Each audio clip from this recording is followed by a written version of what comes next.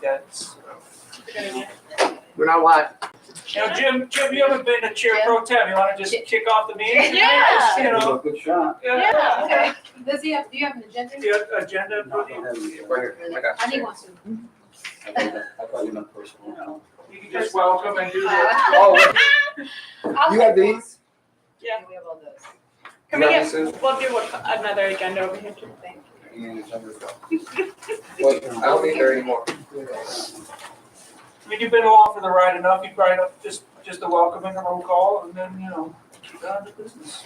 All right. Don't forget your minute. Oh. Right, are we All good? right. It is Tuesday, June 20th, 18:05 or 6:05 p.m. This is a meeting of the Police Investigations, Discipline, and Accountability Committee. I'm going to call this meeting to order. Roll call. The names are at the bottom of the agenda. I was just going to go by memory, but okay. Commissioner Wang. Present. Wong, I'm sorry. Thank you. First, Commissioner Benito. Present. Commissioner Adams. Present. Commissioner Zayed. Present. And myself, I am present also. First order of business is going to be selection of a chair. And I think if anybody is interested in being a chair, if you could maybe give like a quick little overview on why you would be a good selection as a chair of this committee.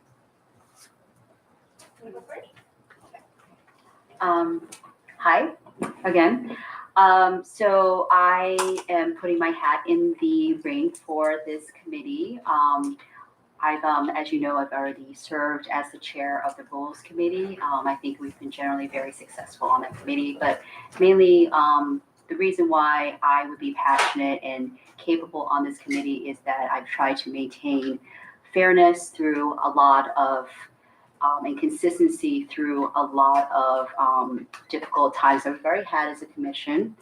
And I believe that I have the research skills, the time, and the dedication to be fair to all parties involved. But though there will be hard decisions to be made, and I think that in my manner of speaking, being forthright will be very useful in that capacity. I hope to delegate, since this is a very, I think all the committees are very important, but this one is especially delicate and important for the survival and the success of our entire commission. So I believe that our success as a committee can only happen if all five of us are involved.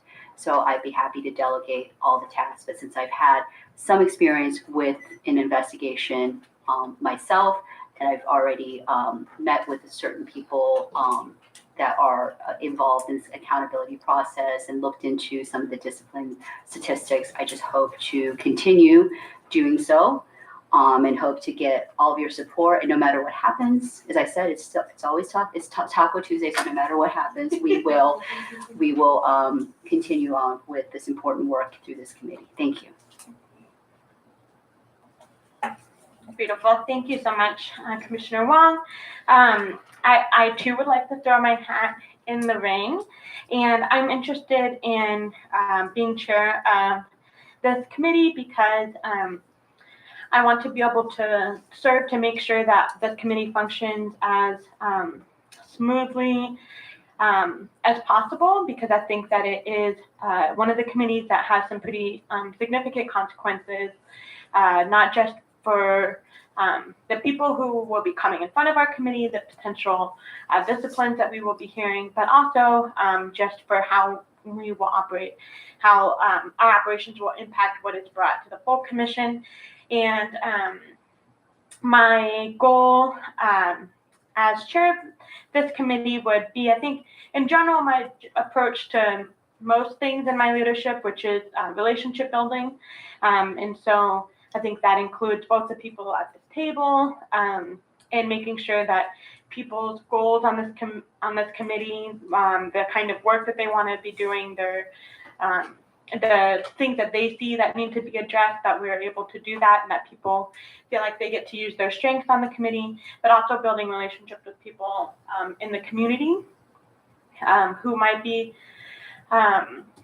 essential to giving us feedback and sharing information that is important for us to know in terms of what we need to look at, in terms of what institutional policies and processes we should be evaluating, but also with law enforcement professionals themselves. And I believe that we will have, as Commissioner Wong said so well, there will be times that we have to make very difficult decisions, that we will have to have really difficult conversations with law enforcement. And I really believe in building trust and goodwill and positive relationships, so that when we do have to have, those difficult conversations and make decisions that they disagree with, that we have some capital with them that we can use to weather that. The other thing is, I think it's really important that people who come in front of our committee, whether that's because they're coming in front of us to work on a policy around discipline, or if they're coming in front of us because they're, being part of an evidentiary hearing, that I want to make sure that they feel comfortable and that we treat them with fairness and respect and dignity, and especially that we treat them in a way that will not cast any doubt onto our the process that they went through, so that it can potentially reduce some of the potential blowback that we get or liability that we might face. So, but I agree with Commissioner Wong that I think that both of us would be excellent choices, and no matter what, we're all going to be able to do this work and do it well. And I think that I'm excited for what we're going to accomplish at the committee. Any other nominations? Anyone interested? Okay, then we have the two choices. We can do the same way we did for the co-chairs for the main group. I will pass a blank sheet of paper around, so we have an official ballot. And if you put your name as the person, commissioner voting, make sure you put that on there, and then underneath put your choice and clearly delineate between the two on there, so that we know, who voted, and then also who your choice is. Any comments on that process? Should be pretty simple. There's only 5 of us, so. Per our rules, majority will prevail. And just to note, there's 5, so we shouldn't have a tie unless someone abstains. And no one's made that, but we don't have a tie-breaking procedure formally yet, so we will have to recast until we break the deadlock. All right. So, pens. What's that? Oh, well, whoever is up the chair can take comments. So. Yeah, we typically always, in the small groups, we always let it be interact. Okay. When is the next one, when everybody should be ready? 26th of July. 26th of July? Yeah, I probably need to be at that. Yep. Yeah, I need to be at that, but yes, indeed. Yes, indeed. Yeah, apparently, somebody lost their time, but it's okay. Can I get an agenda? 2 more plastics to We could pass it down and do the same. I'll count, Brian will verify.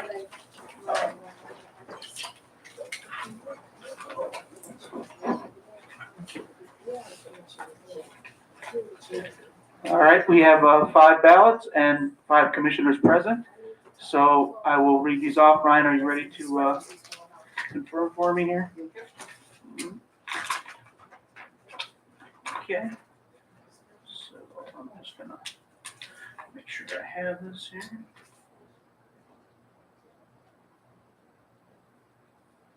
Okay, first vote cast is by Commissioner Adams, and it is for Commissioner Benito.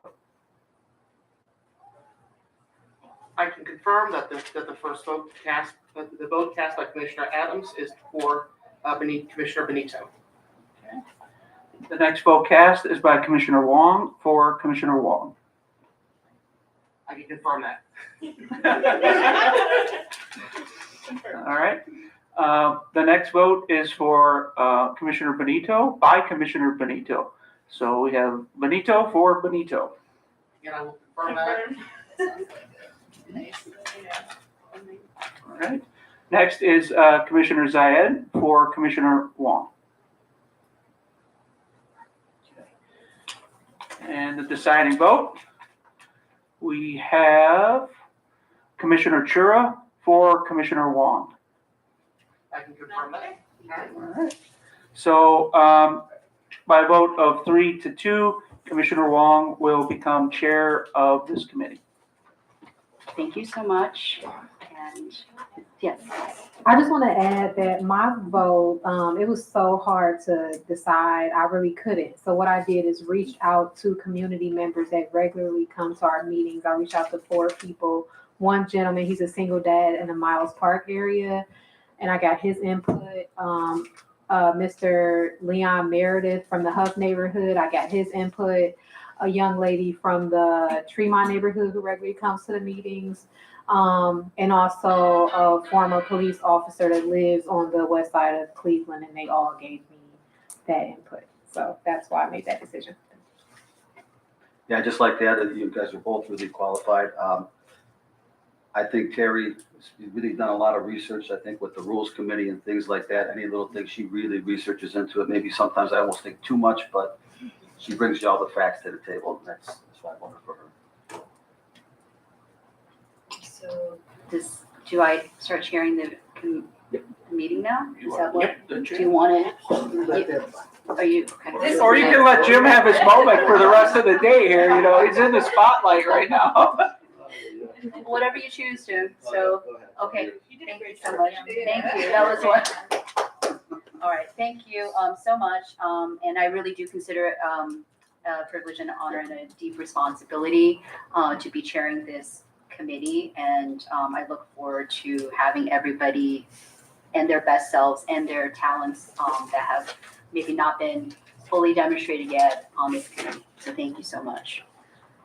Okay, so now we will work on, do we need a public comment period for Ms. Rice? You can inject that. I apologize in the draft. We are required under 115.5 to have a reasonable comment period at all our meetings. So, you know, you can do that now or wait whenever you wish, but we've never excluded that for the record. So, I think the person that asked, for that comment period is not, is a little bit busy right now, so we will move on. If that's okay with everybody. We'll add it when, we'll be a little ad hoc about it. So now we're going to move on to the committee strategy planning overview, CPC framework and committee budget with Executive Director Jason Goodrick, who is now getting the doorbell. So Terrible door system. we're very popular committee meeting tonight, right? Yeah, First time there's planning, open the door. first time, right, okay. All right. So thank you so much. Mr. Goodrick, can you just give us a brief overview of what, that's a mouthful, Yes. and what you plan to? All right. So first, I'm gonna give this generalized presentation at each new committee. I did miss the outreach committee because I was out for illness that day, I believe. And this will cover both what the committee has done, what you're inheriting from the old commission a little bit, and then talk about how to plan for the rule that we created, which is a strategic framework for the entire commission that we could share with the public about what we're going to be working on over the next period of 18 months. So both essential parts of what you'll do. It doesn't limit you to what you can do, but it is important that people see where you're going or would like to be going in the next 18 months, each committee. Common practice. So first, if you look on our website, I would encourage you, each of the commissioners in this committee and any of the public who wants to get familiar with, this is kind of a continuation of a committee that we used to call accountability. It was run by Commissioner LaToya Logan. And this is just highlighting some of the work of the past few years in that committee. It's based off consent decree paragraphs that the CDP will ensure that all allegations of officer misconduct, whether internally discovered or alleged by a civilian, are fully, fairly, and efficiently investigated, that all investigative findings are supported by preponderance of the evidence and documented in writing, and that all officers who commit misconduct are held accountable pursuant to a disciplinary system that is fair, consistent, and provides due process. So that's kind of the language that we drew this committee off of in the consent decree. 115 is a little broader, so you might rope in some of those additional responsibilities. But looking back in 2020, we had a work group, and I guess I'll talk about work groups now. So you've already had the experience with a work group in the Budget and Grants Committee, right? A work group is not more than 2 commissioners from any committee, because then it would be a committee meeting, plus whatever experts in the community or community members you want to involve in the work to work on a project or a question or do research, right? So they help committees to inform the committees. They will draft things for you. They will do research for you, whatever you choose to put into a work group. The question came up today, can you bring other commissioners in who are not in the committee? So yes, so for instance, there may be an interest from the policy group to work collaboratively with the accountability group on, for instance, the discipline policy, right? So you could have 2 commissioners from each group and it wouldn't violate any of your rules because they're not a full committee, right? So long as they don't cross on both committees, right? So if you have 4 commissioners who are both only on each committee or no crossover, you don't have a quorum, so you're safe there of either a committee or the full commission, so they can work together in that group. So a work group can be a combination, but usually they're just formed under one committee umbrella. So Just a point of clarification, Mr. Fair. So if there is a crossover, then it has to be 3 commissioners? it can be 4, but the 4 have to be 2 from each and not cross over, right? So because you can never have 3 commissioners from one committee in a 5-person committee, or you have a committee meeting. It's not about the. No, I know, but what if you have a commissioner that's on 2 committees and the other 2 commissioners are not on 2 committees, and you had to have 3? You could have that. Right. So long as they're not all on one single committee, right? So that's Okay. what. So long as they're not on any one committee together as 3 or 4, however you want to do it. But the safety is 2. If you stick with 2, you're always going to be safe there. So we've done work. We recommended through a work group, which was made up of HR experts, community experts, police union representatives, and commissioners to make a proposal to change the disciplinary matrix in 2020, along with a model disciplinary guidance in 2020. That has gone unanswered for 3 years. It's been on the desk of the division for 3 years without getting back to us formally on what those recommendations will result in. So it's worth taking a look at that with the policy committee and seeing where we're at with it. It's my understanding they like a lot of it. They just haven't come to a consensus on what they're going to do in this next discipline iteration. So we did a little bit of training work in accountability because the committee looked at accountability as training starts. You start accountability with training, but now we have our own training committee, so that'll be divided out.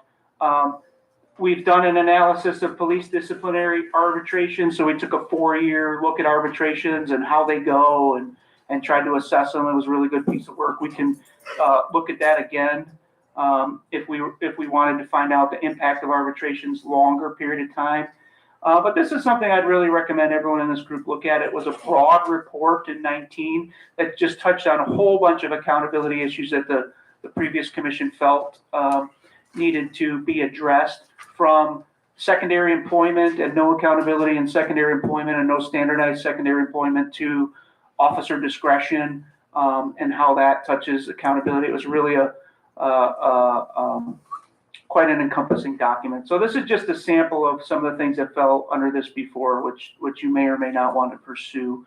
But loose ends, there are some loose ends that still require follow through if you feel that's appropriate. And it's all on our accountability webpage. Are there any questions about what Mr. Gregory has said so far? I had a question for the matrix. You said it's been since 2018, 2020. 2020. How can you describe the process with which, and there is an existing amendment and improvement to, how do we get that enacted? Just tell us the process.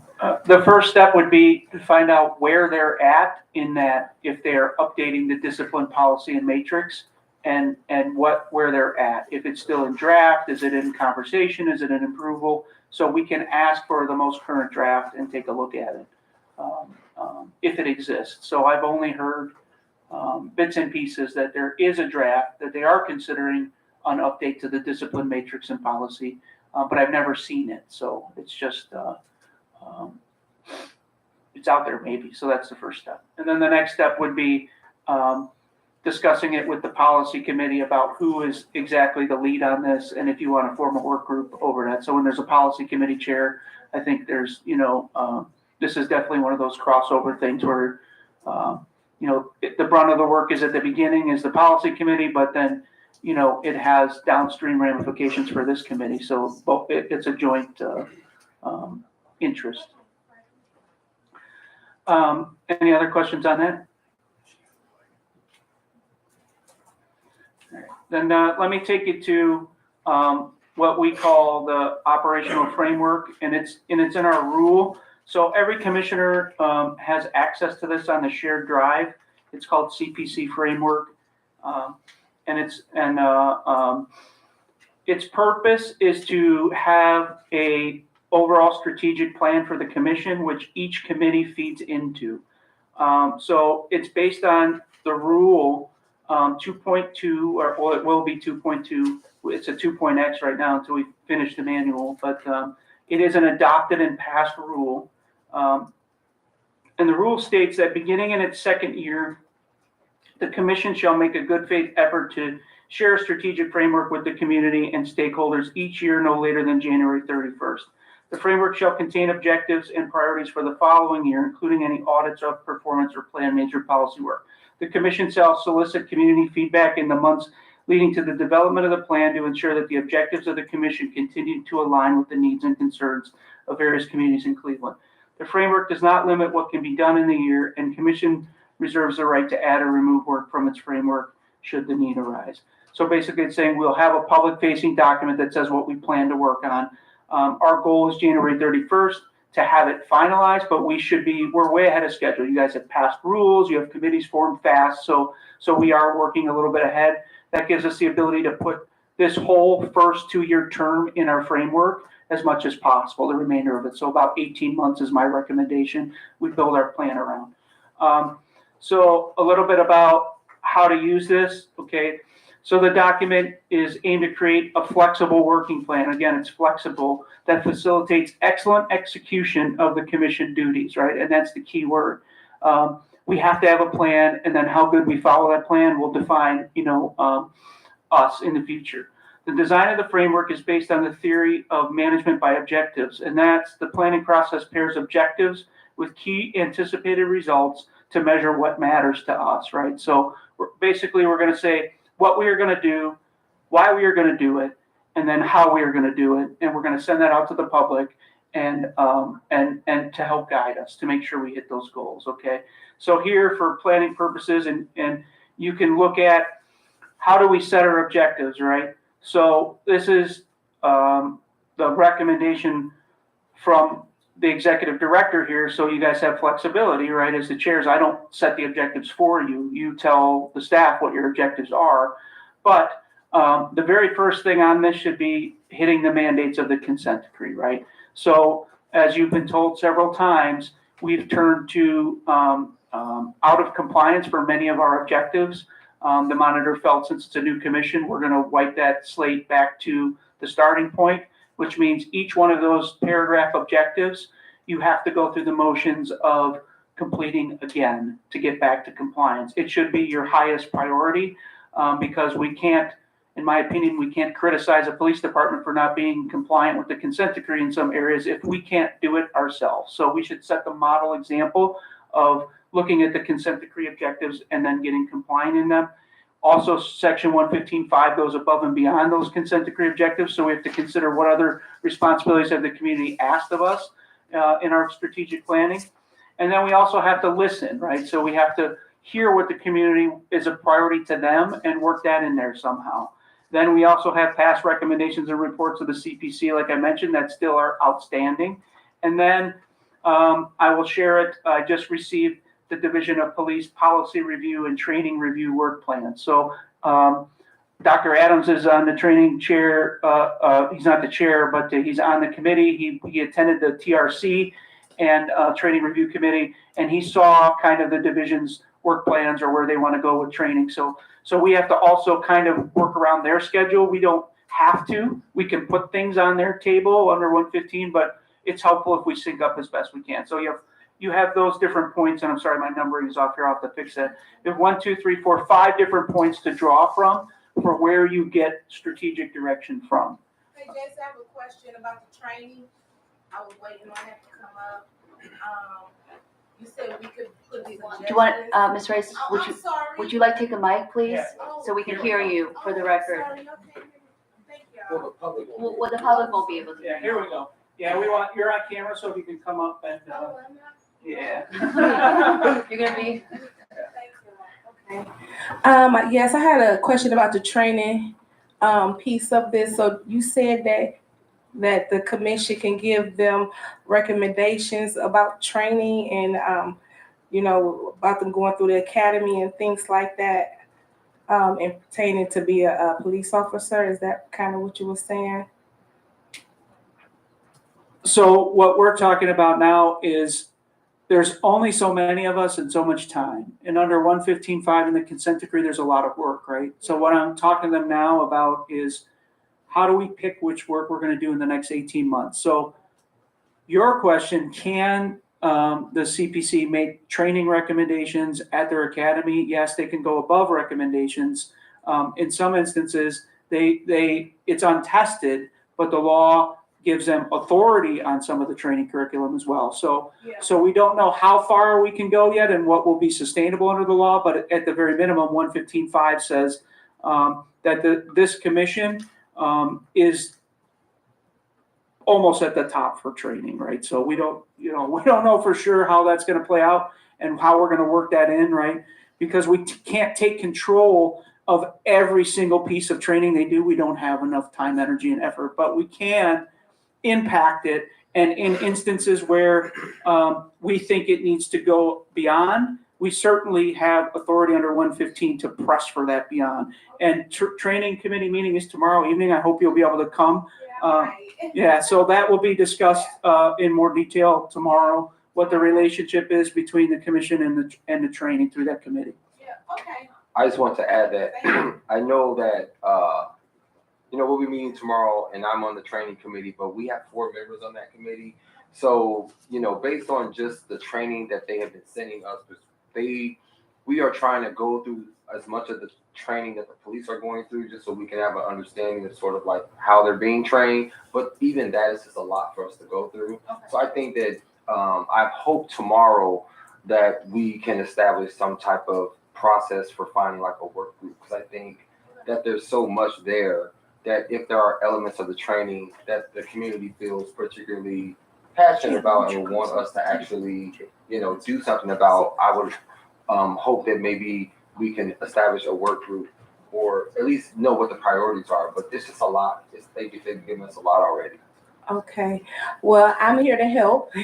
Yes, I'm here to help for that particular piece because the consent decree has been to Cleveland 4 times, and the practice and practices and procedures are constantly broken. So I'm trying to understand what's going on with their training process and things like that. So I'm here to help. You could pull me in if you need me.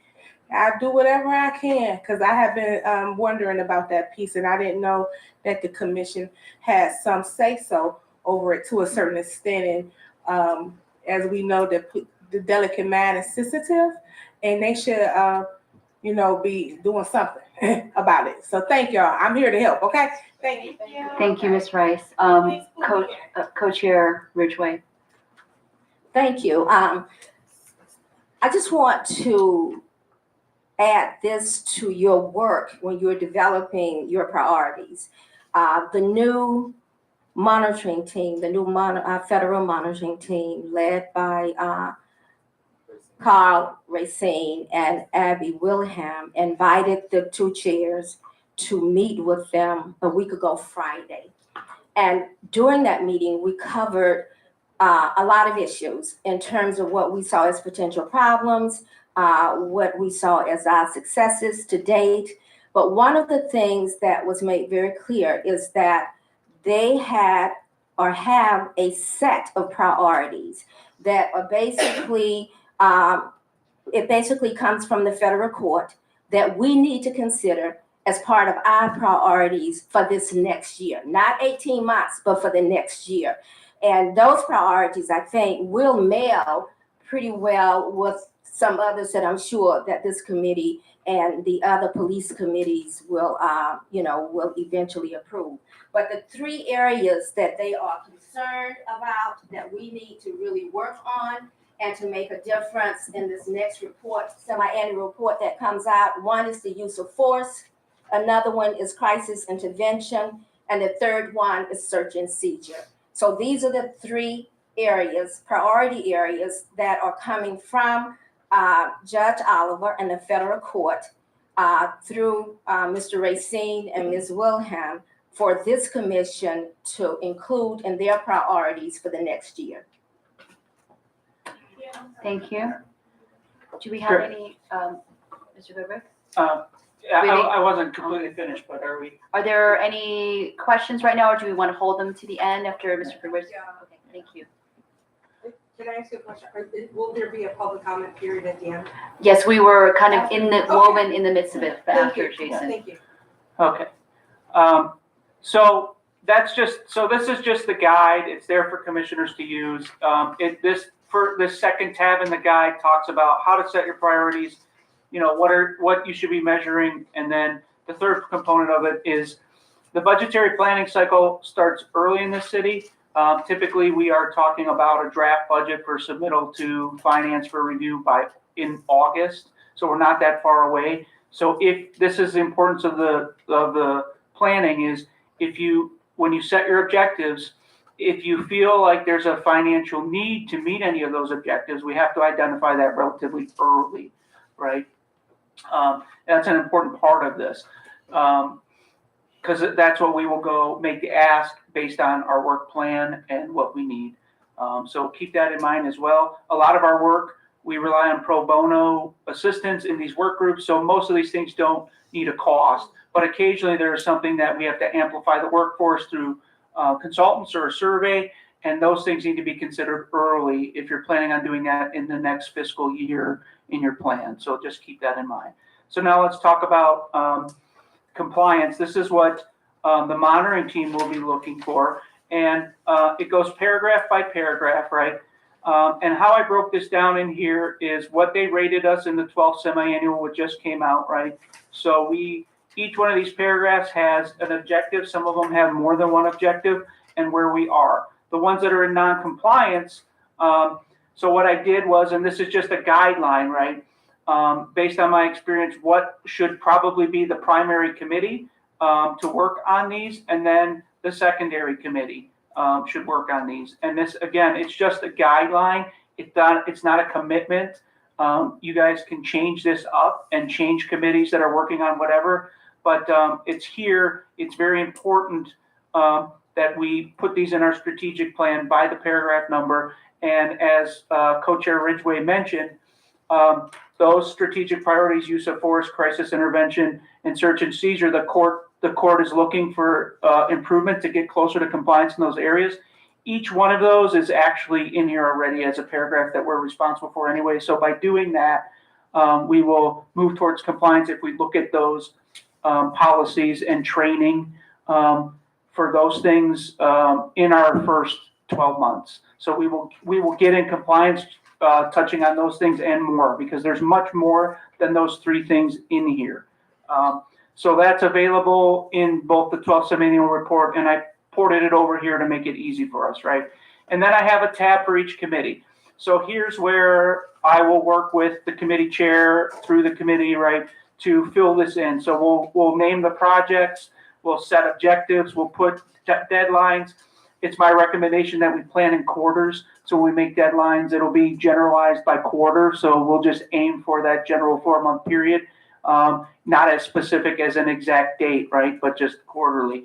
And then what our results are expected, what budget. And then what we'll do is we'll set priority levels, right? Because as you can see here, there's 1, 2, 3, 4 committees, plus there'll be other special projects, right? So what we'll do is we'll take all that and then we'll have to do a master map with who's getting the most time, energy, and resources first, right? And that's how we help decide what staff gets assigned, in what order. It doesn't mean the projects aren't gonna be done, but we do have to prioritize things because there's only so much of us to go around, right? So the more we work together, the more of a strategic plan we have, the better off we'll be. And this will be helpful because the court will know where we're going to look at our compliance and how we're aiming to get there. The city will know where we're going and the community will know where we're going. So all of those things will be important as they watch us to hold us accountable to what we said we were going to try to accomplish. The survey was the other thing. They really want to see the community, a community survey implemented during this next 12 months. And to the point of the survey, so Co-Chair Ridgway, if the community couldn't hear, we have done a community survey for the last 2 years. Ryan covered it in the outreach committee. I wasn't able to attend the outreach committee. But it is important that as we get these chairs selected and these committees selected, that we quickly set up a work group, maybe the chair of each committee or someone else from each committee, however it works out, to get to sit down, look over that survey, revamp the survey. If we want to fund expanding that survey somehow, to do that relatively quickly in the next couple months, because that's how we'll get community feedback to put into the strategic plan, right? So we'll ask the community how they feel about specific things, where they think we should be working, and then we'll work that in here. But it's the only way we're going to be able to do that quickly. So hopefully within 60 days, we'll have a survey out if we do this right. And so the outreach committee is the principal committee to manage that. But of course, every committee will have input into it. Thank you. Any questions on this? Commissioner Simon. Oh, I was just going to speak to some of the discussion in the outreach committee regarding that. We're currently working on that now. And I've also reached out to and had discussions with a young woman who often attends our meetings and lives in the Tremont neighborhood that wants to be a part of that work group and assist with that. So we're going to work on that very soon. Thank you so much. Are there any questions or comments from both other commissioners and the audience at this point? Thank you.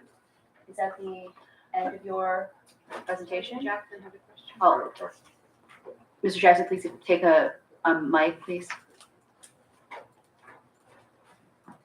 Thank you. I have a question about this. So the chart showing the responsibilities of each one of the committees, how was that determined? Because as I'm looking through here, policy, training, and outreach pretty much have the bulk of all the work.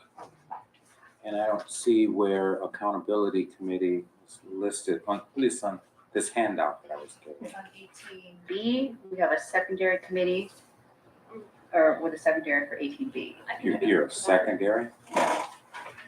So this chart is just looking at the areas of how we get into compliance for the CPC. So this isn't necessarily covering all the work that the Charter 115 gives us, and also like what projects we'll be taking on the committee. I think that a lot of this is just for kind of very one specific piece, which is that kind of first item on the sources for setting objectives, which is that number one, the mandates of the consent decree. So I think even though we might not be the primary or even secondary for a lot of these things, we'll still have plenty of work to do. And again, this is just a draft. So, I mean, it can be moved. The committee chairs can agree to move a workload or take it on to a committee, however they feel fit.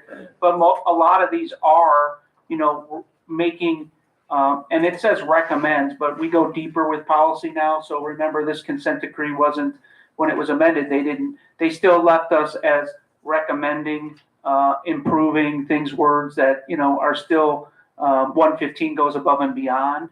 But a lot of it is direct policy work. That's why policy has the brunt of it. So reviewing a particular policy, training, the other part of it is talking specifically about training. So accountability is kind of umbrella. So where would accountability fit into it, right? So for policies that we think are already in place that don't need a lot of refining, so where does accountability come in?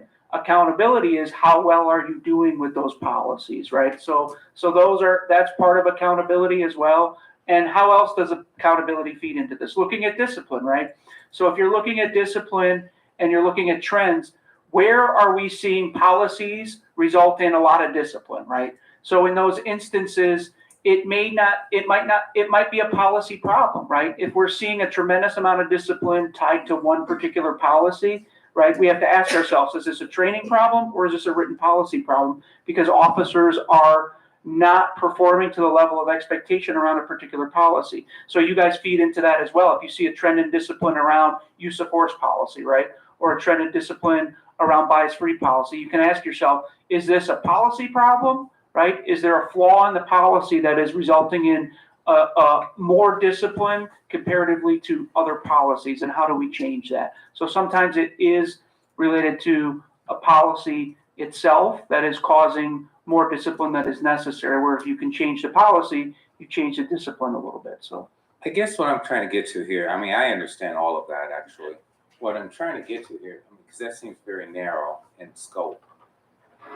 What I'm not understanding is have you guys laid out what work you will be doing for us citizens to just have an idea as to what we could bring to this committee? What specifically will you guys be working on that we can bring to this committee? I understand the simple policy issues where it's just a singular policy where you may be looking at a systemic problem from a singular policy, but is there an overall picture that you guys have? And if so, can you please share that? it's a blank slate right now. It hasn't been created. So that's what we're going through now. We're just talking about the process and how we get to that. Dr. Adams, and then we'll go to Rose Coffee. To the comment, I kind of see it all as one big thing, especially after being at the training committee meeting.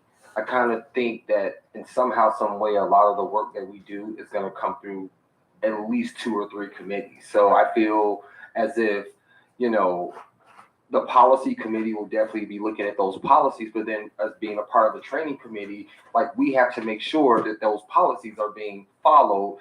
And then we need this committee to basically be almost like a check to make sure that the policies that were created and the training that was, created for those policies, that they are actually being executed. And so I just think, and then the outreach community also then has to communicate this to the public, and they have to be able to be the wing of the commission that is going to really focus on making sure that we're doing our job, involving the community, and educating the community and keeping the community abreast of what's going on. I also think that, I'm a part of 3 committees, including this one, and I think there's a community element to all of it. So that won't be left only to the outreach team. So I know, I don't see this document as saying only these 2 committees or anything like that. But my understanding is that I think,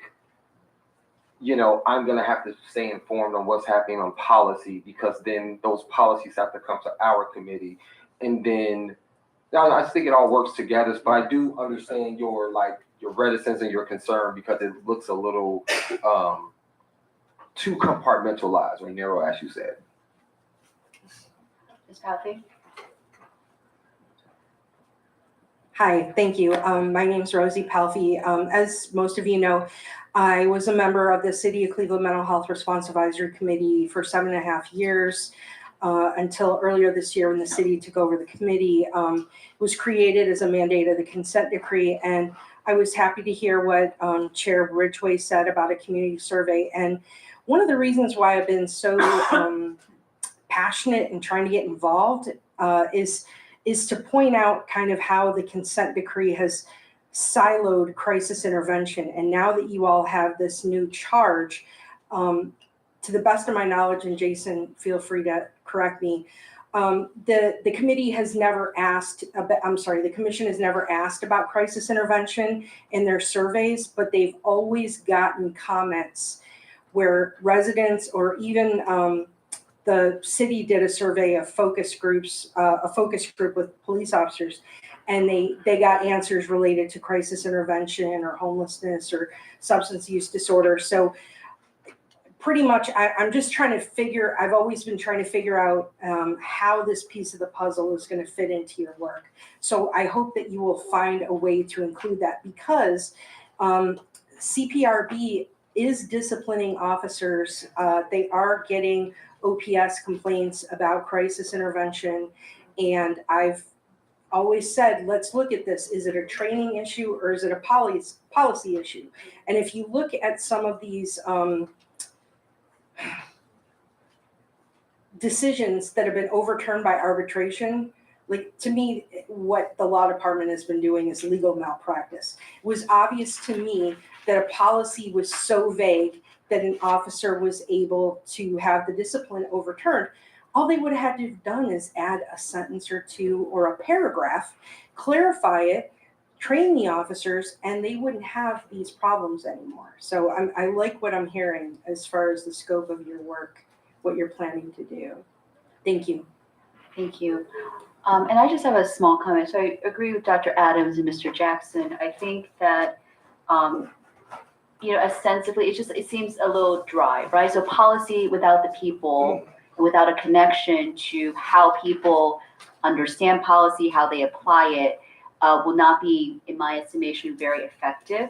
And so the Accountability Commission, among other things, I don't think it's just as narrow as, is this the proper discipline? Is this not the proper discipline? What we should be looking at, in my opinion, is how people engage with their training and the policy, right? It is about that relational element. Our goal should be to make sure that accountability leads to a positive result, right? We don't want to see the same officer doing the same things. We have to figure it out. I mean, it's hard, just at a systemic level. We can look at the systemics, but if we have an officer that has a pattern, I hope that we can look at that too. So I don't want to lose sight of that. And it's true, like everything's about community, everything's about people, everything is about relationships. So all these committees, I think, will have that heart and that relational mindedness to be effective. So I can understand Mr. Jackson's point is, how do you effect change, right? It's not probably through reading something. We know that people learn in different ways. They understand things. They apply things in different ways. So that teaching element that is most evident in the training committee, I'm hoping that we can exemplify that in the other committees too. Mr. Kubrick. I'll make one more point about that is, don't read too much into those committee assignments. Again, someone has to be the driver of the bus, right? So when we're trying to get compliant, if we just leave it open-ended and say everyone's working on this, someone has to own it, right? So you have to pick a committee that is in charge of making sure the work gets done. So it doesn't mean they're the only people working on the work, and it doesn't mean that they're the most important people related to that work, but they have to be the ones to ensure that the objectives are being hit when we create objectives, right? It has to be driven by someone, and they have to be held accountable just like we hold others accountable for getting the work done. That's why we assign it somewhere. It may not always be a perfect fit, but we do have to assign the objectives to a committee and then hold that committee accountable for achieving those objectives. Say one more thing. Go ahead. I just want to follow up to Rosie's point. I just went back to my notes from our meeting with the Police Training Review Committee on May 10th. And I was keeping track of sort of areas that they were asking for assistance with, and the number one thing on my list was mental health. So I do think that from those interactions with them, that they are aware that they are, regardless of what's being said publicly or what's happening with some of these cases, it seems like they are aware that there are improvements that are needed in that area, and they were open to us helping with those. So I just want to just go back because I remember that. So I knew that is our priority, at least that they expressed that to us. Thank you.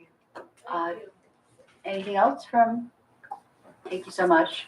Chair Ridgway. I just want to make the thoughts of an additional comment. I think, and this is as much for our community as it is for the commissioners. We have already designated Commissioner Benita to work with the whole mental health issue. So she will be like the liaison, and she will be attending meetings and be in close contact, with, I think, Rosie, you are aware of that as well.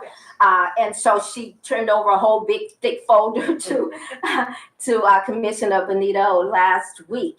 But we've already begun to do the work in that area by actually appointing a commissioner, where she volunteered and we jumped on it, to say, I'm interested in this work. I want to be engaged. I want to be in the community, and anything that's dealing with mental health that we might have an opportunity to influence in some way, she will be there representing the CPC. Thank you so much. Oh, I'm sorry.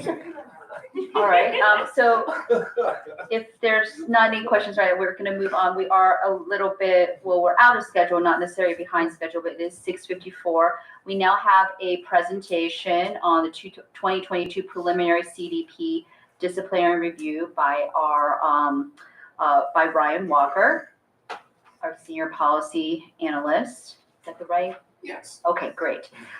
So whenever you're ready. All right, so this is a look at police discipline this as it occurred in 2022. So I'm going to start off with the scope and the limitations of this project. This project looks at discipline or decision or disposition letters that were issued in 2022. They sometimes have different names, though the reason that they have different names is not always particularly consistent. Like sometimes you'll have a discipline letter be called a disposition letter, sometimes be called a discipline letter. Sometimes something that ends up not resulting in discipline is called a discipline letter. There's a bit of a naming thing, but so they're often just called DLs. That's the term with we use them. The disposition letters have the data available in these disposition letters includes the badge number and the name of the officer, their rank, relevant dates in this, like when the allegation occurred and when the decision was made. If a member of the Black Shields or Hispanic Police Officers Association is present at the meeting when this took place, along with it also lists other people who attend meetings with, but those are relevant for a particular reason we'll get into in a second. It lists the specification, which is the alleged violation, and any of the various rules that may have been broken. There is a group level for the specification, but not always. There are mitigating and aggravating factors, but not always. There's always the result of the decision, whether it's a suspension or a letter of reinstruction or something else, and the number of days suspended if that's applicable. Some letters include information on whether or not the person pled guilty, quote unquote, pled guilty to the charges, but again, that's not particularly consistent. So scope, some of our limitations, what can we kind of, we can do a deeper dive into this information in the future.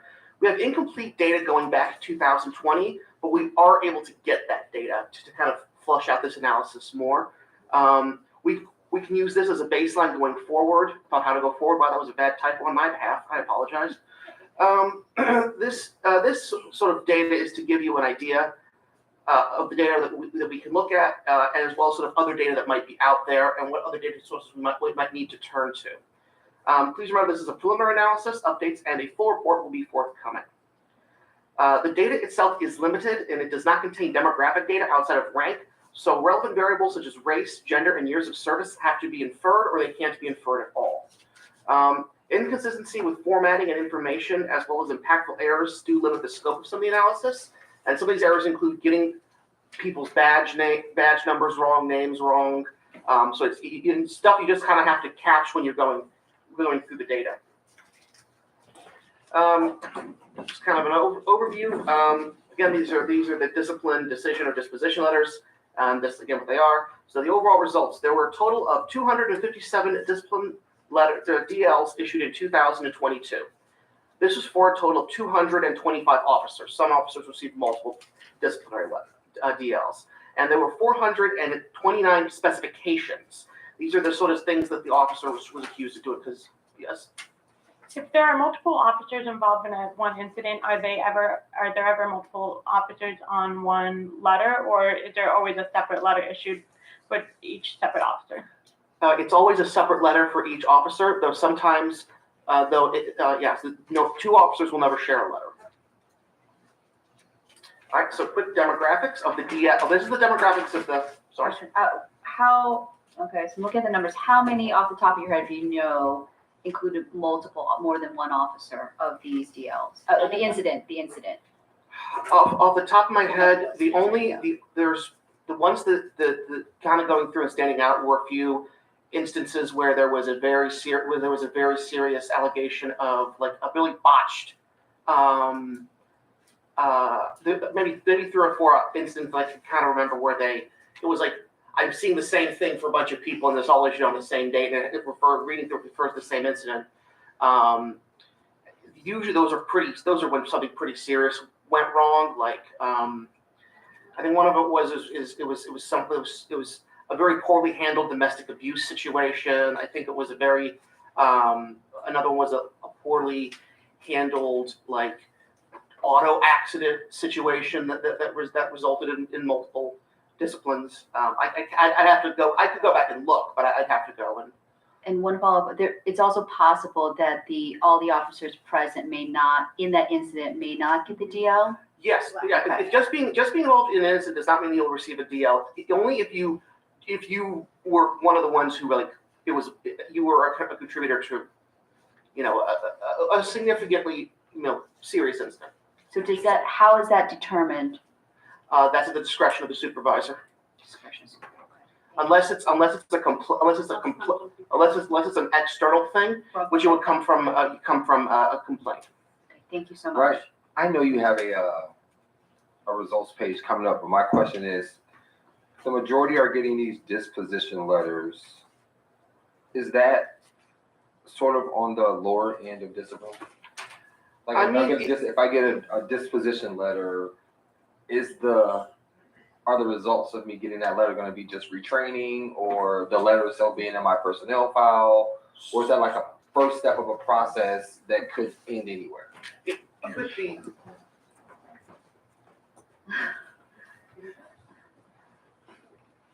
So I know we covered a lot on the Saturday that the commander, or I'm sorry, it wasn't a commander who was here. It was DePente. He's a Lieutenant DePente was here in the case prep unit. So I'll refresh your memories real quick, right? The first thing that happens is the investigation, right? Then the investigation is reviewed. And if they believe that there's enough evidence to support a charge, you get a charge letter. Okay, so the charge letter is the first thing to go out. Then you have a hearing, and the disposition letters are the summary of the result of that hearing, which includes the outcome for each charge. So we're looking at the final outcome in our evaluation here in those disposition letters. So there's 2 letters the officers will receive: the charge letter and then the final disposition letter after the hearing as a result of discipline. Mr. Goodrick, are we getting those? I know that we're getting the disposition letters. Are we getting the charge letters as they? Yes, we are CC'd on all of it. It's a lot, so I'm not going to send those forward to every commissioner because your inbox will fill up. But for this accountability committee, if you all want to see every letter, I can send those. Otherwise, we're going to put them, once we have the administrative help, we're going to put them in files. And then anyone can look in them. That's part of the CPC. So, it's a huge amount of stuff. So I don't want to overburden inboxes unless it has a purpose. Ms. Benita?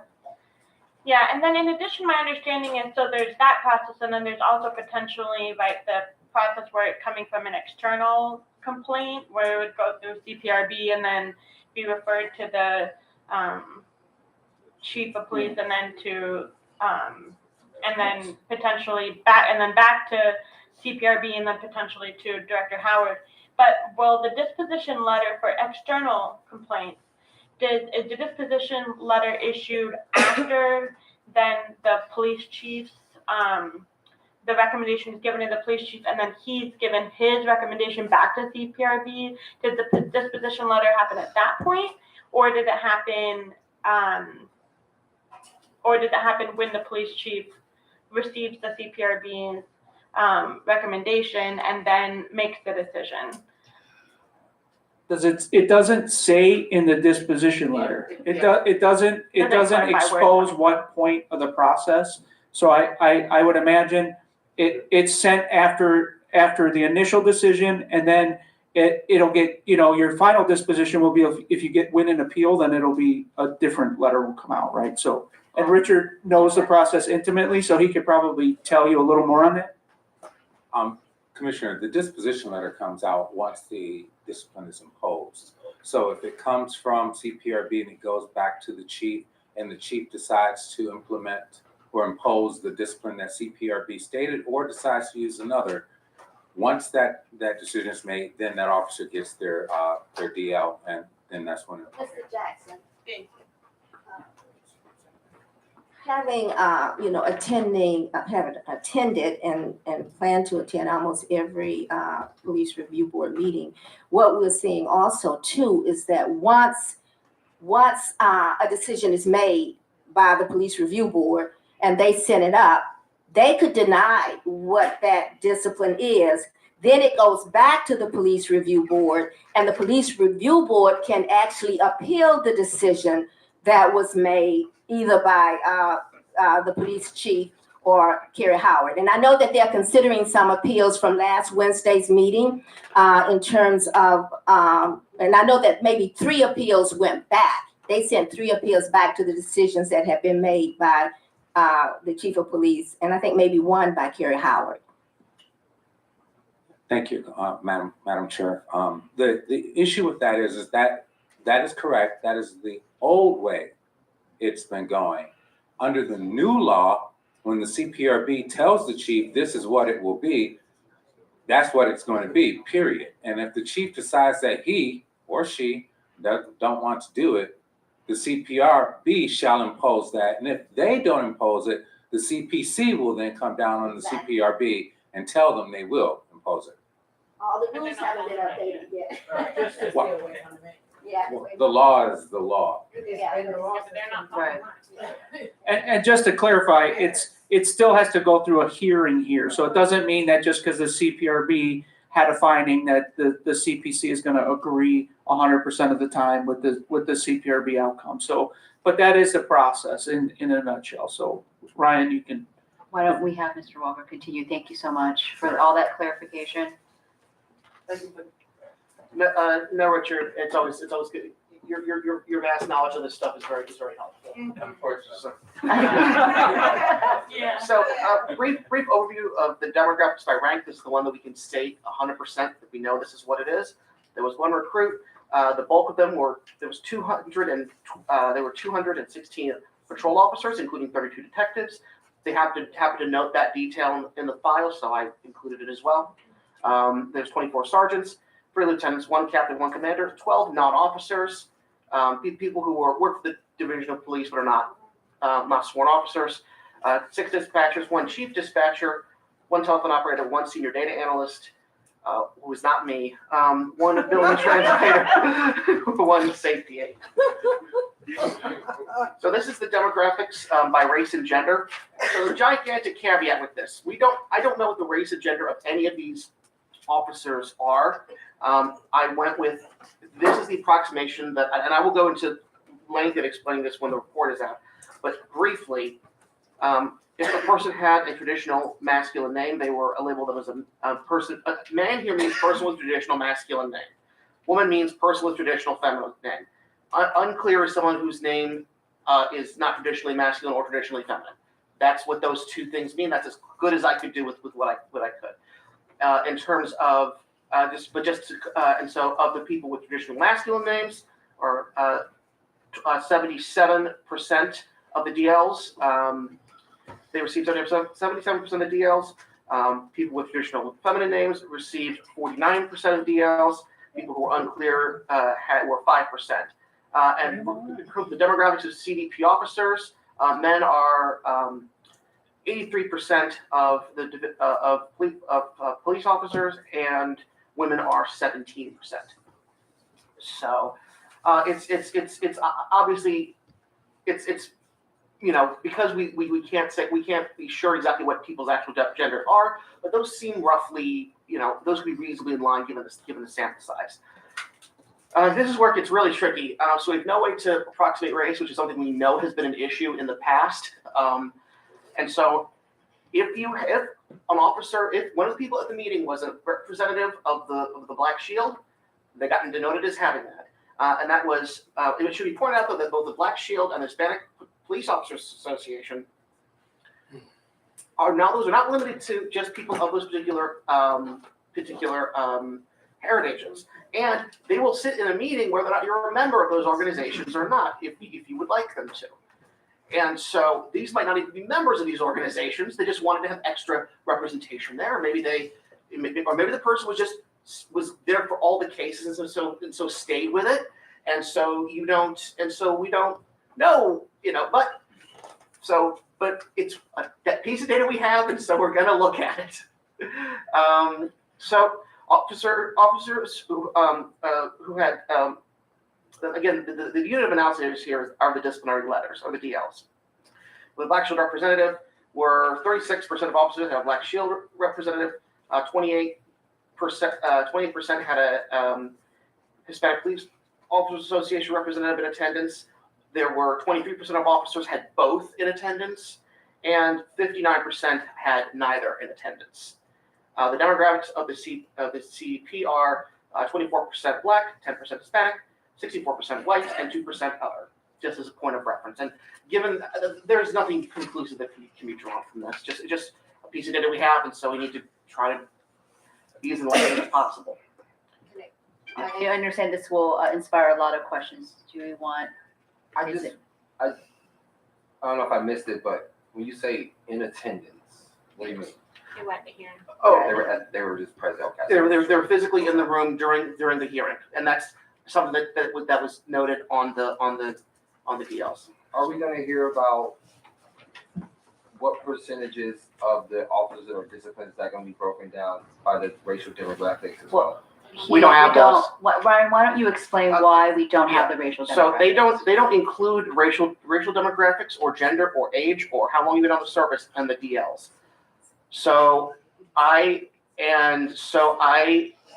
This is, which is a, that's why I had to find something that resembled a proxy, and that was it.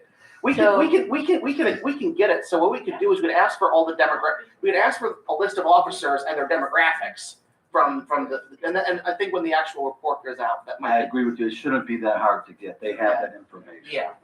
Okay, they have alphabetically. They have dates, who the oldest person is, most seniority on the division. That's all broken down. There should be no problem to get that. How do we even do our job properly without getting more detailed, specific data about what we would blindly trying to make change? Yes. So Jim, could you be more clear? Is it a list that they have? Is it? It's like a spreadsheet. They'll have a spreadsheet. It'll be the alphabetic order. It'll be by badge number. It'll be by seniority, et cetera, et cetera. So Everything. yeah. Is so there it wouldn't be that hard. I would think the only thing they'd redact is phone numbers and addresses and things of that nature. But it shouldn't be that hard to get the information. If it pops up, we should be able to look at that list and find where the information is. I would identify.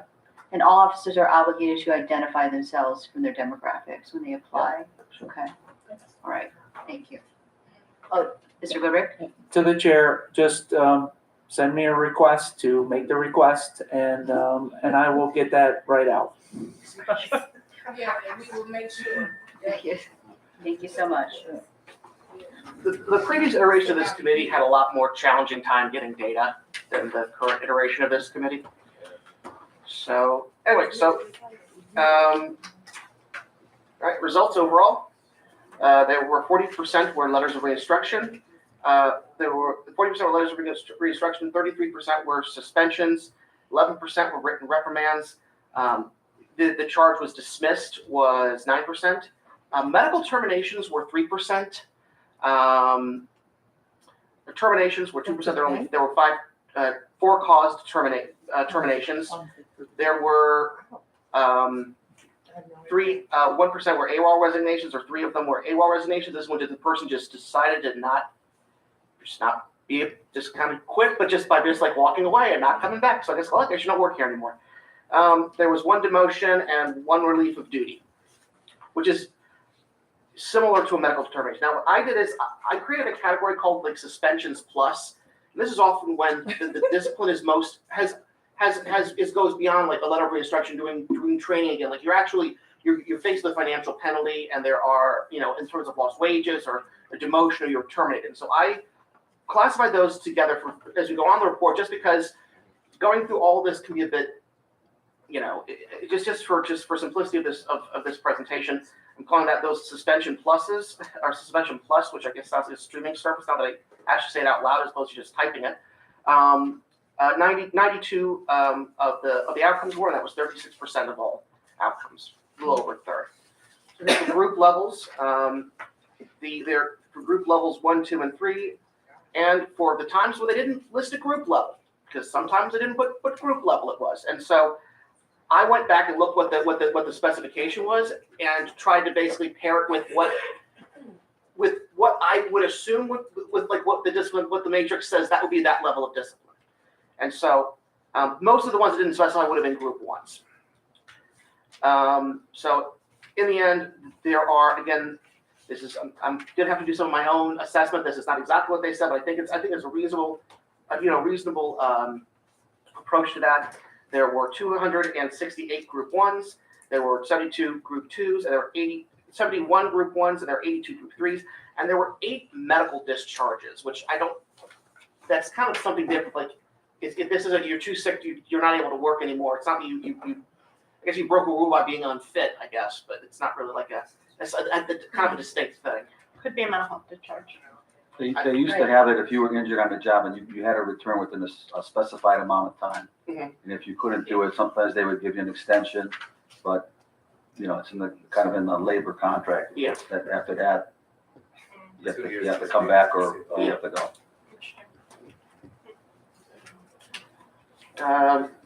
Demographics of suspension, breakdown of suspensions plus by demographics. Again, once I have the actual demographics, this will be a much more illuminating page. People were officers with a black shield representative in attendance. They had 33% of their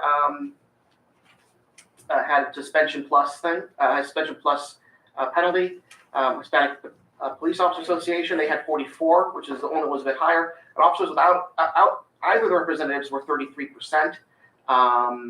So we'd have to do further digging on what that means, but like that's just And what about the officers or is it without representatives from either or, but a representative from the 2 unions, right? Is that? I can do that one. I just didn't include this That one. might be the baseline. Okay, I can put that in, or I could get that information to you pretty quickly. Thank you. I was just trying to be concise. For men, for women it was 35%. Men, it was 37%. For people who weren't clear, it was 18%. So there really wasn't that much of a difference in amongst people whose names were typically masculine names and typically masculine feminine names. And so supervisors had a lower rate than non-supervisors. And supervisor is a sergeant and higher. These are the most common charges in order of how common they are. A WCS violation, vehicle accident, sick abuse, lack of service, improper procedure, unprofessional behavior. They were AWOL, diminished the esteem. They're later tardy if they were guilty of assault or violence, or if they had a use of force violation. Other violations include OBI infractions, people who were labeled unfit for duty, secondary employment violations, leads/LERMS violations, failure to report, and refusing overtime. Ms. Benito. I wanted to go back to the breakdown of suspensions plus by demographic. Yeah. So, you said there wasn't much difference between the men and the women, but you're taking, I want to make sure before I make my comment, I understand correctly. So if we know, you're just taking the percentage of all of the people who received the suspensions plus and broke that down by gender, correct? Yes, correct. Okay. Because then even though there wasn't much difference between the two, we know that the representation of women is much lower, so Yes, by that's, percentage of, that's why, no, I spoke incorrectly. So in parentheses, I have of the women officers, there were 49 women officers and 17 of them had a suspension plus. And of the men officers, there were 197 of them, 73 of them had a suspension I see plus. what you're saying, okay. So So yes, it's not of, It's not just a breakdown of just people who got suspensions, no. Oh, okay, of the women who received a discipline, Yes, 35, okay. 39%, yeah. Okay, yeah, that's better. Sorry if I was a bit unclear with that. And so this is just kind of just to show you sort of, one of the things that, one of the reports that we did a little while ago was looking at WCS violations, which is by far the most common type of violation. They used to be with those, like it used to be kind of, when we looked at those cases by themselves a couple of years ago, it was a pretty turnkey thing. If you had a WCS violation, you got a 1-day suspension. Well, now it's suddenly, there's a difference now, because you're supposed to just get a 1-day suspension, but there's people who are now getting letters and trying to poke around to find why that is. It was somewhat hard to discern exactly why some people were getting letters as opposed to getting the previous suspension. Now, because previously, if you had it, you might get more than a day if you say had other previous discipline, or this is not your first time doing it, or you had something going on. So that was a bit of a very specific change we noticed. And the reason we kind of did a deep dive on it a few years ago, just because how many officers were getting not for that, and they still are. And so that's one of the sort of, it's hard to, there's an inconsistency and it's hard to exactly explain why. I'm sure for every individual case you can go through and create a justification for that case. If you had all the information, like why this person, but it's something we, there's a lot we don't know, and I'll get to that in a second. Vehicle accidents are very frequent. Those typically result in they're accidents, and so those mostly are letters of reconstruction or written reprimands, unless it's the few times it was like they got a suspension, because they were doing something inappropriate or it wasn't just I got a fender bender. You weren't paying attention and drove into a bus. So that wasn't exactly an example. That was one of the cases that we looked at. Some guy drove into a bus. Yeah. Mr. Walker, is it possible with these most common charges, it'd be interesting to look at the rank of the officers? I can And do that, yeah. with according to the discipline that has been determined, that would be interesting too. Right, so we can see what is happening within this discipline matrix. Yeah, I can go into whatever sort of cross-sectional data of these factors you'd be interested in. Just email me what you think you'd like, and I'll get it to you. Yeah, to that point, I was wondering about, is there some type of correlation between the WCS violations and like the types of crimes or incidents that are happening when those violations occur? So, if there's like violent, accusations of, violence from officers or, abuse of, use of force, excessive force, do the webcams tend not to be on? I just want to know a little bit more about what type of incidents are happening when those violations are occurring. Maybe nothing, but I just would like to just see the data. My guess is that that's one of the factors that might determine whether someone gets a letter of reinstruction versus a suspension on that, is like what the incident was that they didn't turn on their wearable camera. I can go through the data and actually know that. I don't have that off the top of my head. Do you think they include that level of detail in the letter? If it's externally discovered, I can see what the complaint said. Yeah. I would also like to look at the number of the proportions, like the average proportion of an officer that gets a letter that then gets, or not a letter, but gets a charge. How about that? And it results in discipline. And I would there has to be a common, average to that, like statistical likability across all the officers, because it seems like if you're being charged with something, but you somehow every single time, right, don't get the discipline, we need to probably look at what is happening there, or if someone is getting disciplined over the mean, does that make sense? Yes, and actually there's an example that I was going to point out. So you see the late and tardy, and there were 10 total things, total specifications, and there were 10 suspensions issued. Those were 2 people.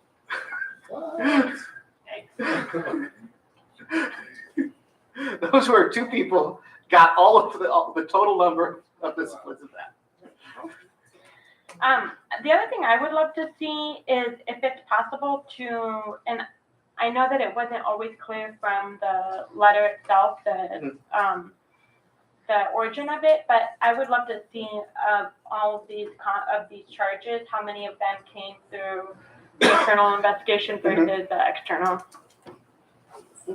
Right, because I think I remember in our training, if the officer that's their partner doesn't report something, but something happened, they are guilty of the same, right? That they could be liable for guilty of the same charge. So that would be an interesting statistic too, as to whether it's the public that's holding, that we do want our officers to hold, themselves accountable and their partners. So that would be. Mr. Shura? Quick question, is the assault violence, does that include domestic violence? Yes, it does. Okay. I think it should be a separate category.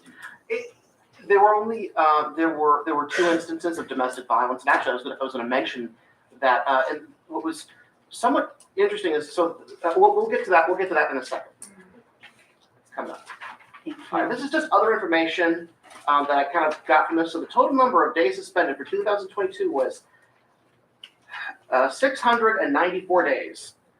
So using backfill numbers back from 2019, these numbers are probably a little bit outdated. And again, backfill numbers are always an estimate, so you can't.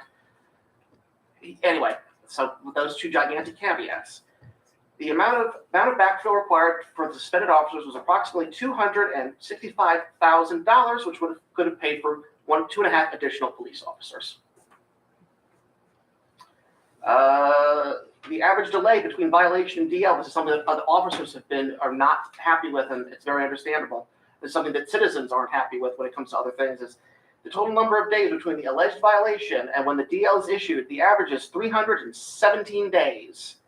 If it's externally discovered, meaning it came from CPRB or OPS, the average is 483 days. And if it's internally discovered, it's 270 days. On average, that's the average. Some people, I think the highest one was like more than 1,200 days or something, if I recall properly. That was just the amount of time before when the thing happened and when this letter was issued. And that was something officers had noted. The total is 36%, and the result is the suspension plus. Externally discovered at 26% suspension plus rate. Internally discovered at 39% results in a suspension plus rate. And so now I'm going to talk about the 5 terminations. There were 5 terminations. The first person used the lead system illegally, meaning they were basically doing some snooping on some people using data that they should not be doing that for, and then they lied about it. So the one person was convicted of an OBI. The other one, and this person was a bit of a doozy.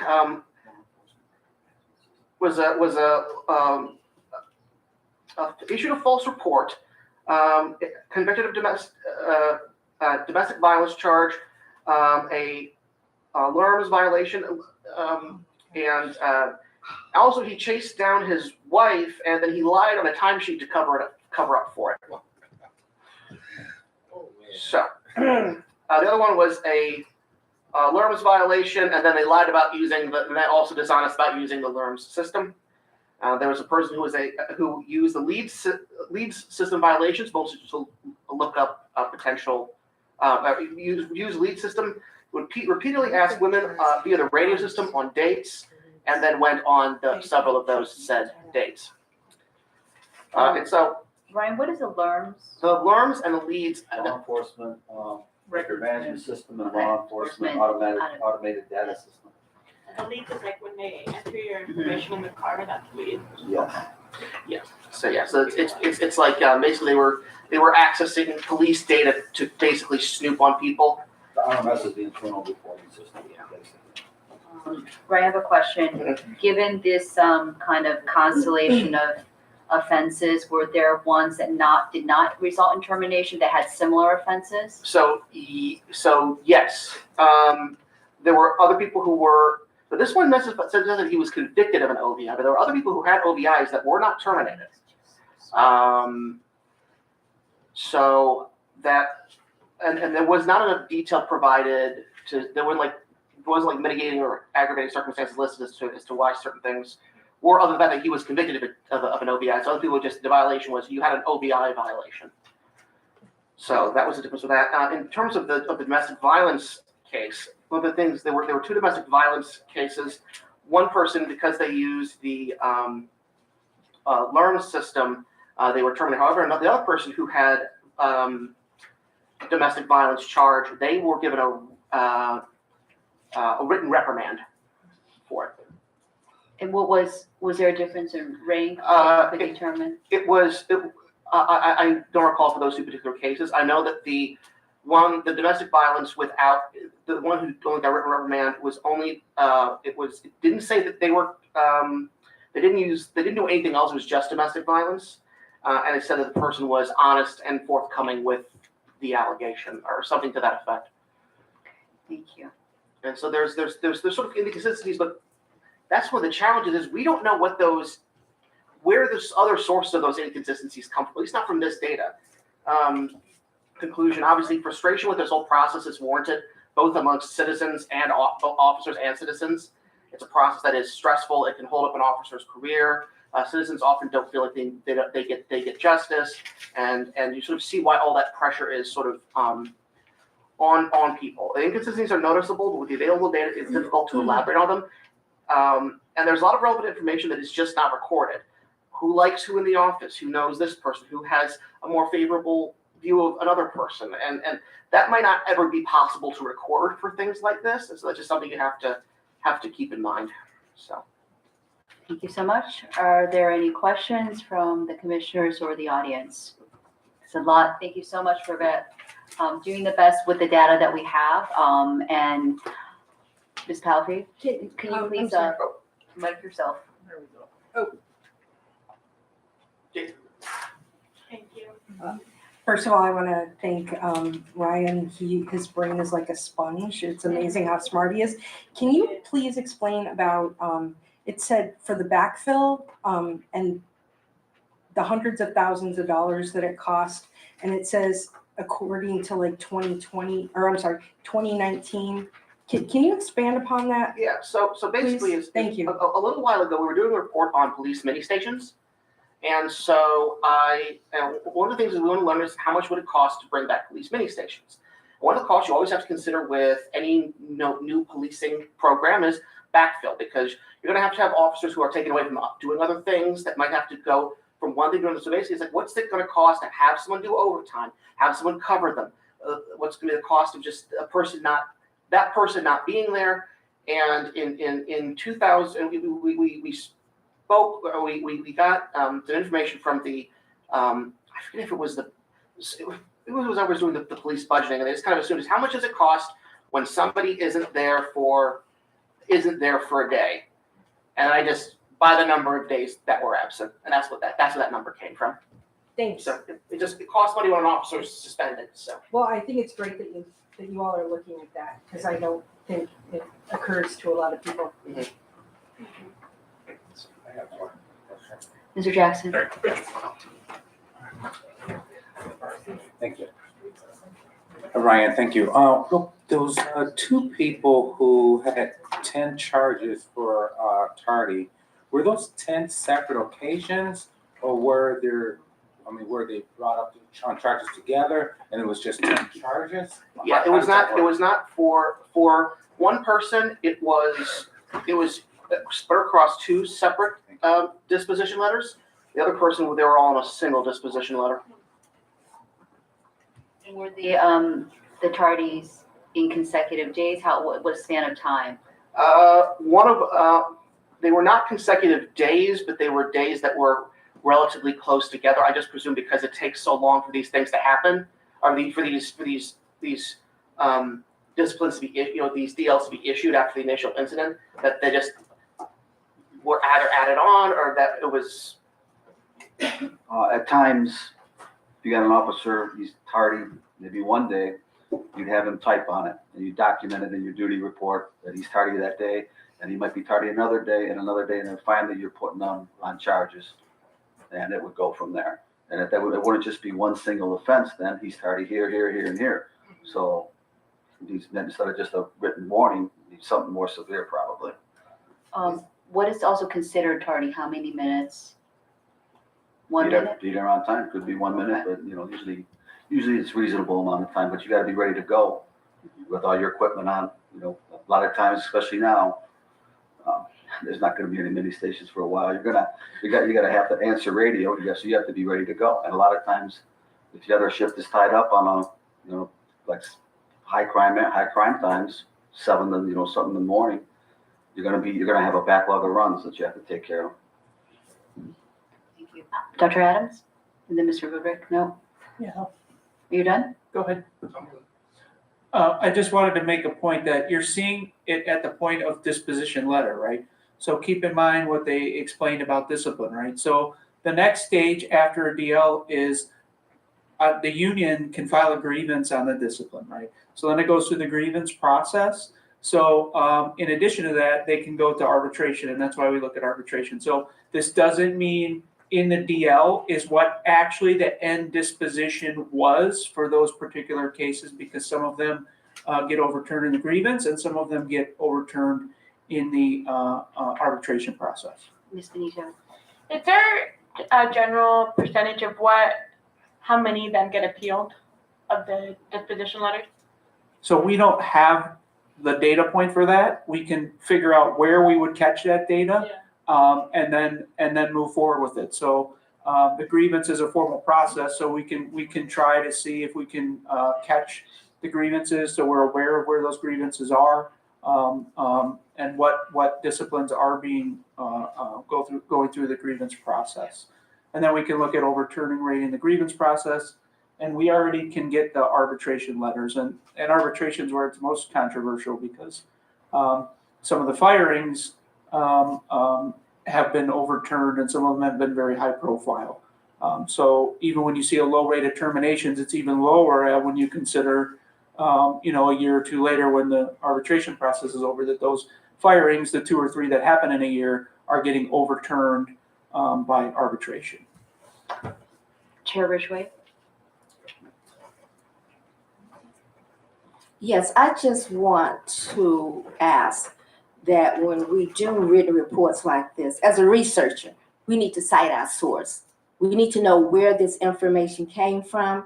If it's not a definitive number, we need to put EST in front of it for estimated, because there's nothing here that says where this information came from. And as someone that's on the commission, I want to know, how do we verify this? How do we make sure that our numbers are correct, especially when we list it as data, which means factual information?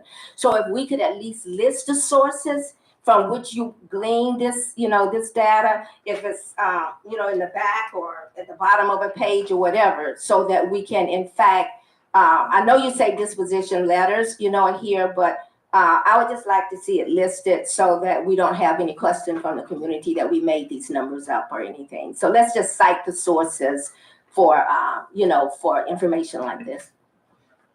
And the source is the disposition letters. That's our source. We should say somewhere, source, disposition letter. And this is not a report. So if we were to do a report on this, this is just a presentation. Right. So he's just giving a general overview of what we know, right? He said in their presentation that this is only preliminary. It's just it's a cursory look at what we have. So just and he did say that in the initial part of the presentation. So so just keep that in mind. It's not a formal report. It's just Ryan giving a basic assessment as to use as a compass, or where do we want to go from here? Where do we want to dig deeper? And any report on this would come through this committee and then go, if it was an official report released with verified statistical analysis and stuff like that, it would go through the process of committee and then to the board, because that's what our rules say. We have to send out reports. So this is just a presentation for the public's general knowledge. It's not a formal statistically peer reviewed or anything like that, so. Just want to comment on to Chair Ridgway's point. I do think that that's like a best practice, though. It's a good habit to get into, just citing sources, because even though it's less formal with us, because Ryan's on the staff of the commission, like just it would be something useful just for me to know, even though it's not as formal. And I just think about, you know, when I was writing my dissertation and it got a little taxing and I got a little sloppy, and then I finished it and then I had to go back and cite everything. And it took me like over a week to go back and figure out I'm just saying, I just think that I know that it's like a little extra work, but sometimes if you do that work ahead of time, it can save you some time. However, that would be impossible here because I'm just listening. I'm not trying to, I'm just giving my opinion. in Ryan's defense, I mean, looking at this, it is clearly stated that this project, the scopes and limitations of the project on the first page, this project looks at discipline, decision, disposition letters that were issued in 2022. For him to cite every single one, it would be impossible because he's giving general numbers of counting. This is not a citation like a history paper that someone has said something and then you would cite it. And as for sources, I usually see that on charts. He's not done any statistical analysis. He's just gathering the data at this point. You know, so it's just collating the data, and the source is clearly he has a spreadsheet that I've seen with all of this data on it. So that would be, but the source material would be the disposition letter. So are you asking him to cite every single letter that would apply to these numbers? No, you wouldn't have to do that. It could be something more generalized, like police data learn system. It could be something more general with like. The first page okay, says it, though. Let me just stop here. It was just a suggestion that was put out. Suggestions are things that you can accept or reject. So I think that part of what we do as a committee is we throw as many different ideas out there to try to get to the best end result for the committee. If that is not a good suggestion for the committee, then we don't have to accept it. Well, that's all I'm saying. We appreciate this. I think what we're saying, and I'm sorry to speak for it, we appreciate the suggestion. However, Ryan's work should not be in any way disparaged because he did fulfill the suggestion. So I'm just a little confused as to why this was pointed out because it's clearly stated the source of the material. We will, though, take the suggestion. We will make sure, as Mr. Guru said, that it will go through a rigorous peer review process. People with statistical experience and academic information. I can assure you that I will personally make sure, right, academic, you and I can both have academic, we can make sure in that sense so that's just something for us to remember. I just want to say, Ryan, I think you do great work. I think you're a great member of the CPC. It was not, if you felt like I was disparaging you, I apologize for it. I just thought I was putting a suggestion out. So I just wanted to just put that out there that I was not criticizing your work. I was making a suggestion that I thought that would help when you have to compile stuff in the end of something that you already have all those things. It's almost like a cut and paste job rather than, that was all I was saying. But I do want to apologize if you felt disparaged. I do not take any of the comments as disparaging. I will say though that I do put a lot of effort into citing all of my sources. If you recall the 2-page long memo I did about the Brady Giglio, I think I had 12 citations in that. So I am comfortable citing sources, and I do cite things as I go. I think it may be made more clear if we see his work product from how he collated this information, the level of detail.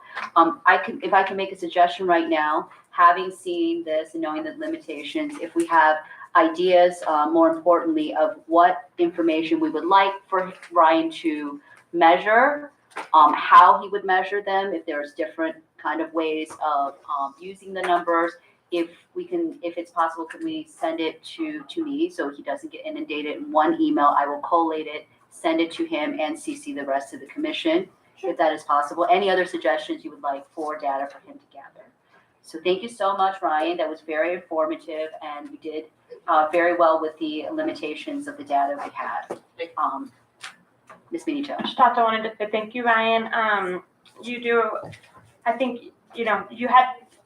you used some really, I think, creative and thoughtful ways to analyze this data, given that there was, as you said, a lot of inconsistencies in the letters that were being put out, and I think the results are great, and I'm really excited to build on this work with you, so thank you. Thank you, and I appreciate all, I like feedback. I don't consider feedback to be insulting or demeaning. I respect it, and I understand it. I appreciate compliments, and I appreciate feedback, because it's to help improve things. I had one extra question. If you could just give us an idea of the time that was spent reading these letters and collating, just so we can have an idea, because it affects our work with the Brady Giglio list and our future work. Estimate. This took, if this was the only thing I was doing, it probably would have taken maybe 2 or 3 weeks. Of 8 hours a day? Here. More or less, yes, to get all the data cleaned up. And so I was trying to, and I also went on a sort of initially foolhardy venture. I tried to have in vivo scrape all of this data for me, and that turned out to be a gigantic waste of time, because this data is not. If you're gonna make a qualitative software program, try to find patterns, and they've got to be pretty consistent patterns, or else it gets really my computer crashed several times during that exercise. So I saw 2 things. One, I need more in vivo training, which I'm in the process of signing up for. And the second is that that this is unfortunately going to have something that, for at least the time being, is going to have to just be brutally kind of gone through bed by bed. Thank you so much. And I will, at 7:44, so let's move on to our new business. Do you have another? I have an item of new business, and I don't know, because there wasn't like a time at the beginning, but Right. so whenever. Do this one first. Yeah, Let's do absolutely. this one first. So the new business is to establish a possible establishment of a work group to follow up on the Brady Giglio list that we have been tasked by the charter to make. The next steps, I will share a bit of information that Commissioner Van Leer and I have in recent weeks met with people that have given us some data. It's very similar, I think, to some of the data that Brian has gathered. There are some nuances and complexities that we need to learn with vis-a-vis the law, that, an officer could be. The main point I got is that it's not about whether the officer will be braided in that case. That is depending on context and their proximity to the incident. But we are tasked with giving the information if possible, Brady violations, so that eases our burden a little bit, but it is probably going to be, that's why I wanted to ask Ryan how long it took for him for 250 some letters. It took that amount of time. The good news is a lot of this information is public information, so I have a question. So the people who are not commissioners that are invited stakeholders, they can only look at the public information and not the public records and not the disciplinary records. So to the chair, we have to follow public records law when involving, so commissioners have some access to more sensitive data under 115, possibly, yet to be determined. But if it's marked as attorney-client privilege, or it's marked as eyes only for a reason that falls under public record law, or it contains things in public record law such that would that are protected for the officer, like their address, their phone number, things like that. So there's things we do have to vet before we show anything. But you can certainly have a group that doesn't discuss every document, but if a document is public record, then you are welcome to show it to the community members working on that specific project. So we can just divide up the work and say, so I don't know exactly what Mr. Van Leer would like to do, continuing this. And all we've done is gathered some information. We've not designed a process, but realizing the sensitive nature of this. Jason, you are properly designating Brady Giglio in this committee, right? As the It's not my designation, it's a suggestion, but that's certainly accountability. That's one of the biggest parts of accountability. So, so it's up to you guys to determine ultimately if this committee wants it, but I would imagine that's where it would go. And it kind of falls in line with some of the other work that we're doing. So if I like to remain on this work, and I don't know what Mr. Van Leer wants, but there's certainly, probably because we're on 2 committees, there's room for at least one more here. if we want to think about it, if anybody wants to volunteer. Except if Commissioner Van Leer is on it, then Sharina and I cannot be on it because otherwise we would have a quorum of the Rules Committee. Of the Rules Committee, yeah, or me. Oh, yes, we Yeah. have, so then it has to be, You and- right, then, I think we need to determine what Mr. Van Leer would like to do. I would hate to, because I know that was just, because he was I'm interested. fine with it, I'm just letting you know.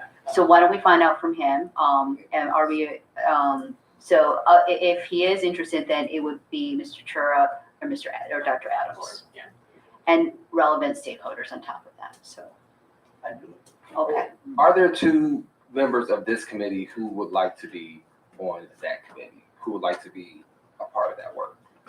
I mean, I feel like the priority should be the people, sure it's interested, someone else is interested, and I mean, there's a third commissioner that can come on, but it seems the fair thing to do would be, while we appreciate the work that other commissioners are doing, like this is coming through this committee. So I feel like the committee members on this committee should get priority. I think I disagree. I think that for two commissioners who have already taken the initiative without knowing what the results of the police commission, they have the interest. We've started that. So I would like to remain on this committee. I cannot speak for Mr. Van Leer. So if, Mr. Conrad. To the chair, just keep in mind, you can keep two from this committee and add your additional commissioner, so long as there's not three from any one committee. So it's not, so, if you were to add Dr. Adams and Commissioner Chura, then with Pete Van Leer, so long, I don't think the three of them share any one Yeah, we could have committee, four. so, yeah. We could have four. Yeah, but you couldn't add, that's not with you in it, so, yeah, you can't have three from this committee. So two from this committee plus one more who's not forming a quorum of any other committee. We also could have a commissioner that's not on any of our, that's in another committee that's not overlapping. But with us that's- too. That's fine, Yeah. yeah. I know I'm bringing this up because I'm interested. Oh, I understand that, but I just think, I don't think that the word fairness should be attached to something when the fairness of work that me and Mr. Van Leer have already started is going to be moved aside. So, I am just expressing my interest in being on that work group. so do we, then would you, let me find out from Mr. Van Leer first? Okay, actually, that doesn't make any sense. Okay, still, we're gonna have to have three. So if you want to work it out with Mr. Chura, We're both interested. the three of you can't do it. it would require removing me. I mean, I feel like as the chair of the committee, you're going to be involved with everything anyway that goes on with the committee. This is again a project that I was very passionate, interested in. I brought in extra speakers, even at resistance to some people that gave us a lot of information that would be helpful. So I guess I don't understand if it's about fairness. I think there are different considerations of fairness. So it would be, let's just think about it. So the chair, you can establish it without naming the official, So we'll establish, could we vote to establish the work group? and then so long as the work group is in conflict, you can even be creative and rotate people through it at different times, so long as there isn't three commissioners sitting on it at any one time making a decision, because that would be a quorum, right, from this group. So, you can do alternates, you can, Right. so long as you can be creative, just don't make a committee decision in the work group. That's. And Dr. Adams, I do want to say that I had no intention to exclude you. I even had thought about you and your proximity to youth that were interested in learning about public records and how to do this. And I had wanted you to be included in that process. So we'll have to just figure out a way to rotate maybe, And the other point is the work comes back here. So this group still is the controlling body for that work group, right? So they have to report back, and then you provide feedback as a whole committee on the work. It's just a matter of the actual work, right? So when Dr. Adams, you did this already with your grants committee, and it worked very well, right? So two commissioners were designated to go off and do some great work on behalf of the budget committee to set up that process, right? So long as, but the work still came back, the budget committee was still involved, the chair was still involved, it worked really well, but it just wasn't there wasn't any decision that was binding in that work group until it comes back because of the way it was done logistically, so. All right, so are we able to vote on the formation of this committee? Would that be anybody's desire? Sure, yeah. So if so, please someone make a motion. I make a motion to establish the Brady Gigliola's Next Steps Work Group. Do we have a second? I second. Thank you very much. We're going to do a roll call vote. Ms. Benito, Aye. Dr. Adams, Aye. Ms. Syed, Hi. Mr. Chura, Aye. and I vote aye, so unanimously passes, and we will take next steps beyond that. Thank you so much. Ms. Benito, did you have another new order of business? I do, thank you very much, Madam Chair. I would like to propose a work group on improper relationship / sexual harassment by police officers of community members. And so that is my proposal. It came out of a conversation that happened at the end of our police training about interactions between members of police officers interacting with, the public and potential sexual harassment that might be happening in those situations. Thank you so much. Would anybody I like second. to? Okay, you second the motion. So if you can repeat your motion, because there was, we had a little bit of hubbub here, sorry. Sure, yeah. So to establish a work group that is looking at improper relationships or sexual harassment of community members by officers. And I know that we did not assign people in that motion, but I would like to suggest that Sharina and I be the two representatives from this committee on that. Mr. Goodrich? If I could just make a suggestion, because it's gonna come up, to expand it to also include looking at domestic violence, because we've had petitions and you're about to get some community members come forward possibly on that issue. So if you already have a place for it to go, it's something to consider. It might fit in that lane as domestic violence and I relationship. had thought about that and actually thought about calling it like the gender-based violence work group, and that could look at several different issues. I wasn't sure if it was better to have a more narrow scope. So broaden it. Okay, then I would say a gender-based violence, which is a term that then has under domestic violence, sexual assault, and also sexual harassment. So I amend my motion. Huh?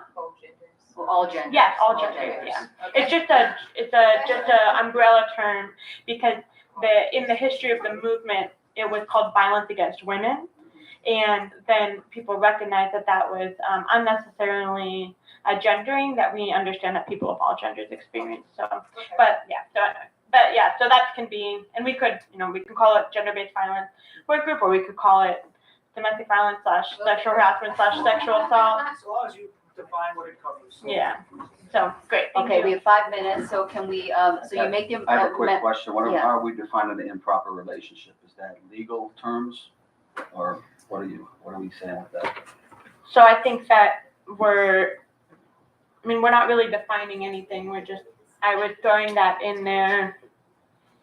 I think we've changed the meaning now to say sexual harassment, sexual assault, and domestic violence, so. It's like a policeman cheating on his wife or something, would that be improper? Or are we looking at like things like that? I mean.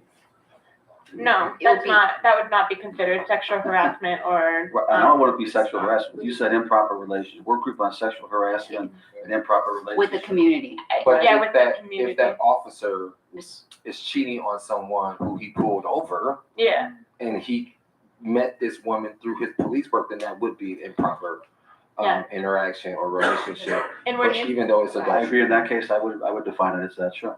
Okay, Mr. Jackson, sorry, do you have a quick comment? but could I clarify, because we're changing the name, like, I would say that let's remove that term, but when we talk about, I'll define what I mean by potential sexual harassment by law enforcement of the community. I think there's a couple different buckets. Because sexual harassment is a broad category that might include several different categories. And one of the things that when I say the word improper relationships, I mean situations where somebody might be using their power as a police officer or, to interact with a member of the public. It could be sexual battery, which would be a criminal offense, so, Right, absolutely. It's all included in that umbrella. okay. So if we, Ms. Poppy, is it quick? I'm sorry, we are running out of. I thought we were gonna do public comment at the end.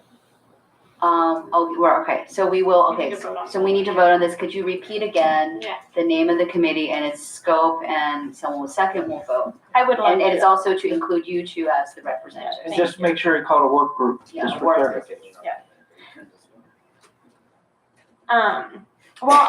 Should we first do we want to open a discussion on You who should? automatically adjourn in 2 minutes unless you extend time. So we'd I like move to make them extend time. We haven't. can't, We okay, can't. well, we haven't actually technically, Make a well, motion. Do you made the feel like motion, we it need to hasn't been discuss seconded. anything? No, I don't think we need to. The motion hasn't been seconded, so I think Second. I move to extend the meeting by 15 minutes. Any second? I second. Thank you very much. We're gonna vote. Benito, Aye. Adams, Aye. Zayed, Aye. Churro, Aye. Wong, aye. Okay. So, before I make the motion, I hear what Commissioner Adams is saying, and I would like to, I think we can have a discussion about who should be on that work group. I personally would like to be on the work group because as a social worker, work specifically in sexual assault and domestic violence for over 10 years, and have worked with law enforcement in those contexts. I also am myself a survivor of sexual assault, and so this is an issue I have deep professional knowledge about, as well as some personal experience, and so that is why I'm interested in serving on that work group. And I have had some conversations with Commissioner Zayed about this, and I think that was why I suggested Commissioner Zayed, but I agree with you that we shouldn't just close that off. So if there are other commissioners that also would like to be involved from this committee, I think that it's okay for us to have that discussion about who we want to put in that work group. Do you want to be on the work group? No, I feel like we just had a conversation about us two wanting to be on this other work group, and then the decision was we need to wait and have a discussion with other commissioners about it. But then we're gonna move forward in the next motion to create the next work group to then just choose two people from this committee without doing the same thing we just decided. So it just seems inconsistent. We can. I don't. I think the difference is that there was previous work done on the Brady Chicken. Listen, I mean, you have we not.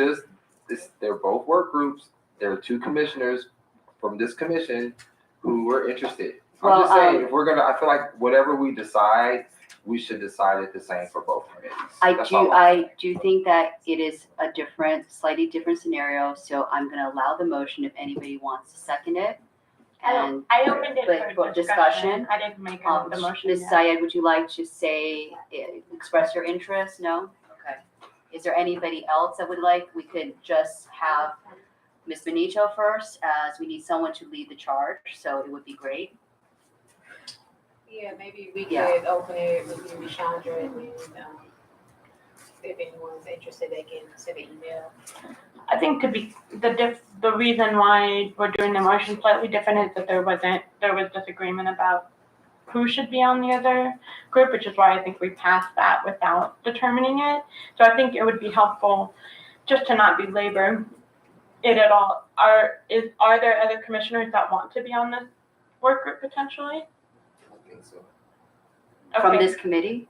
Oh, from this committee? Yeah, that's two Yeah. from this committee. Everyone from the committee said no, so they can discuss that. I know that's what I'm asking right now. I'm interested in this topic, but I am happy to defer from this. To be clear, we will absolutely be working in other commissioners from other committees as is allowed, so that we don't, I know Commissioner Garrett Ferguson has expressed interest in this, so that was another commissioner that I thought should be included. I think it's just a matter of making sure we don't meet a quorum of any committee, but I don't see that being a problem because I'm not on any committees right now with Commissioner Garrett Ferguson. So, Mr. Churro, do you have any interest I in would the, defer, right? I'm fine. Dr. Adams? Do you have any interest in this committee? Or the work group, sorry? work group, yeah. Okay, no. Okay. Ms. Zayed, would you be interested? Yes, I am. Great.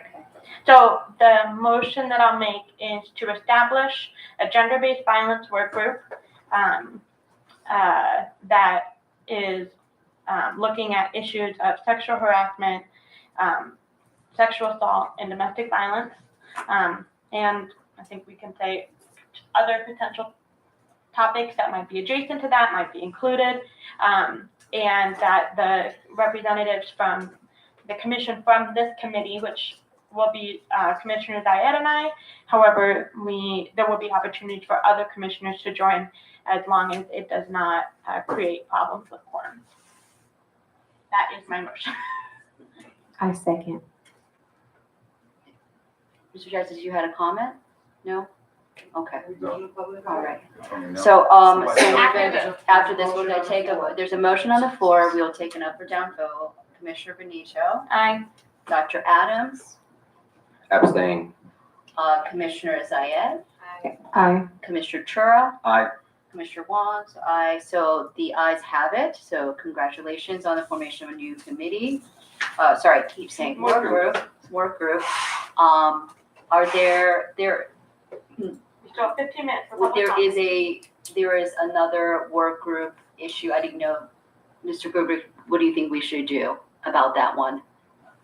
About I'm the not certain what you're referring Inspector to. General position. So it was edited off of here. So it's not on the agenda. If you want to raise it, you can. It's not my place to raise anything on the agenda. So there was, if we read Mr. Gruber's memo about the continuing search for an IG, that it is his recommendation that we at least follow up and keep an eye on it through the accountability committee. So I don't know if we need a work group for it, or if we can just designate that we get CC'd on all of these emails. That might be sufficient. I'm opening it for discussion.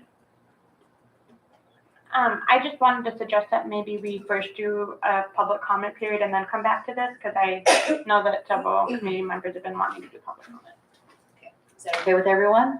Okay, let's open the floor for public comment. Mr. Jackson? Little concerned about the scope of the last work group you guys just formed. Because twice you were very clear about who the victims would be of such things. And in this last one, you weren't very clear about who would be the victims of such things. I understand that you guys are the Cleveland Community Police Commission, and therefore your primary concern is the community. No doubt about that. But you also now hold the power to oversee all the policy for the Division of Police from top to bottom. That being the case, why would you limit your power that you have to only the community over here when the police need you also?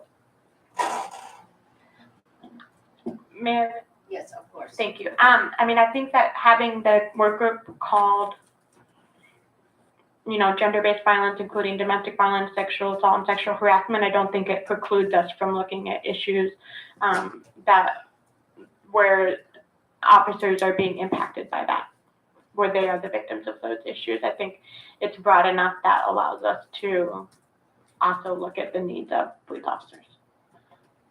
I would think in some instances, yeah, maybe the police officer, by someone higher ranking, would be a victim of this.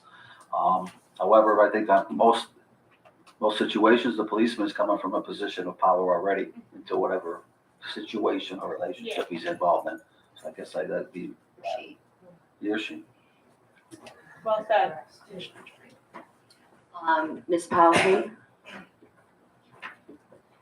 Hi. So, as you know, my name is Rosie Palfy. I came to last week's meeting, but unfortunately, I got here as everyone was leaving. And the meeting I had to watch it twice to catch everything. First of all, I want to thank and praise Commissioner Zayed for her leadership, and also Commissioner Wong for her tenacity. I did not agree with everything that you said, but basically, without the two of you, I don't think they would have had the outcome that they had. Excuse me. I went online and looked. I believe that you all have had, I think, 19 Rules Committee meetings. And yet, maybe it's 9. Okay, sorry. Oh, no, I did. No, you know what? I counted the hours. You've met for almost 19 hours.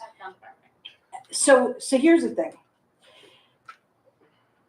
People seem to be sticklers for the rules. That's why you guys are making them, but yet there were so many times in that meeting, I support the co-chairs, but that was just, everything about the meeting was horrible. And before the vote, something was said about a co-chair that I guess was upsetting, and you actually said that you weren't going to follow Robert's Rules of Order. No. Well, okay, because it's on tape. No, we can go back. Oh, yeah, okay. But the thing is that I don't know if you guys have looked. 1,469 people watched last week's meeting. Okay, I watched it that night. There was less than 100 people. So basically, word's gotten out about how bad it was. What I don't understand, first of all, this is the Community Police Commission. So cutting a meeting short when you had 2 people who wanted to speak, I thought was just unforgivable, unconscionable. Everybody who comes to these meetings makes sacrifices to be here.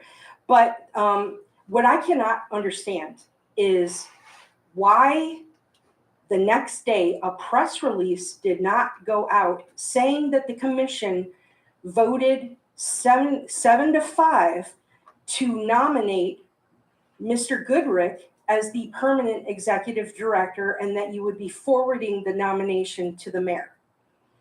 I don't understand that at all. I think it's disrespectful to Mr. Goodrick, and I realize that there's some legal questions, but the city is going to decide those. The other thing, sorry, I'm going to try not to get emotional here. One of the best things that was said in the meeting was by Commissioner Chura. During his public comment, he said, if there are allegations, whatever they are, somebody needs to put it in writing.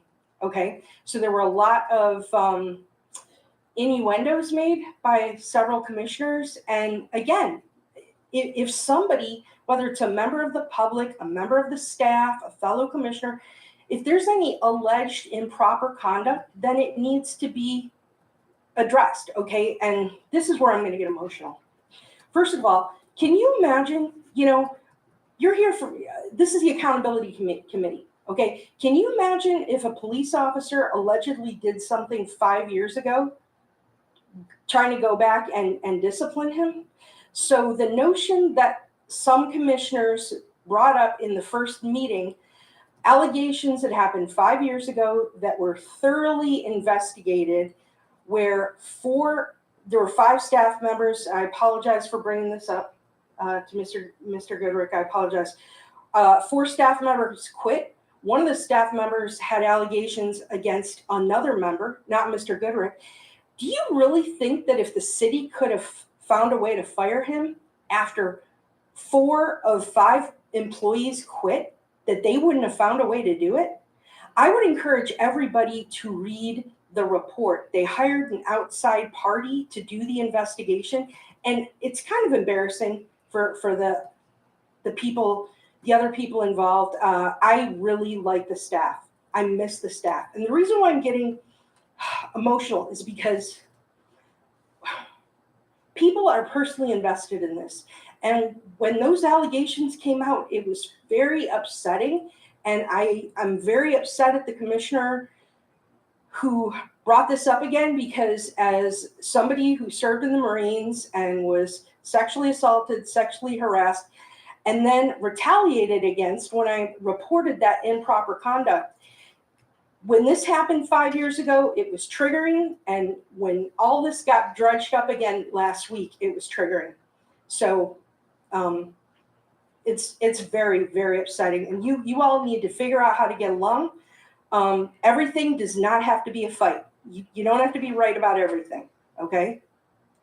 Thank you. Thank you so much. Ms. Palfrey, for your earnest vulnerability and your sincere concern for us. And we can hear and feel your dedication to this commission even though you're not a formal member. So thank you, Mr. 2 minutes. So I guess we will table the other issue with the IG, unless anybody wants to extend. Thank you for saying I don't have 2 minutes left. 2 minutes left. Yes. So we can extend the meeting, or we can table it for,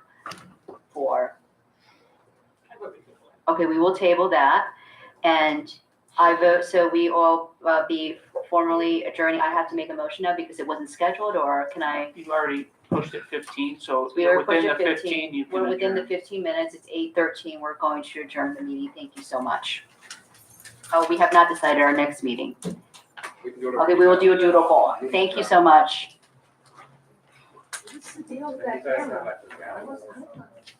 No. Janice, the gal, she was the sole Does the owner of the camera have- I had the- Does the camera have to work? Right up on the Yeah, side. you did. Yeah, you did. Good job. Gonna go to your bed? I quoted I'm having a conversation with Ryan right now. disparages, but And you're it doesn't pointing to include me, so I'm stressed out. How do you do that? No, I just wanted to clarify, it was important that you understood from me that I was not disparaging. That was the only thing that was important to me in that interaction. So if you take it, it takes. No, I do like citing, if you cite things, You're fine, right? I just wanted to make sure that you and I. I think when we make an official report, though, if we could have all the disciplinary letters there, boom. So they're like, to find out what exactly. That actually was one of the proposals that we were actually thinking about doing, other than you have it, you know, for everybody to go see the room, you know, stuff, so, yeah.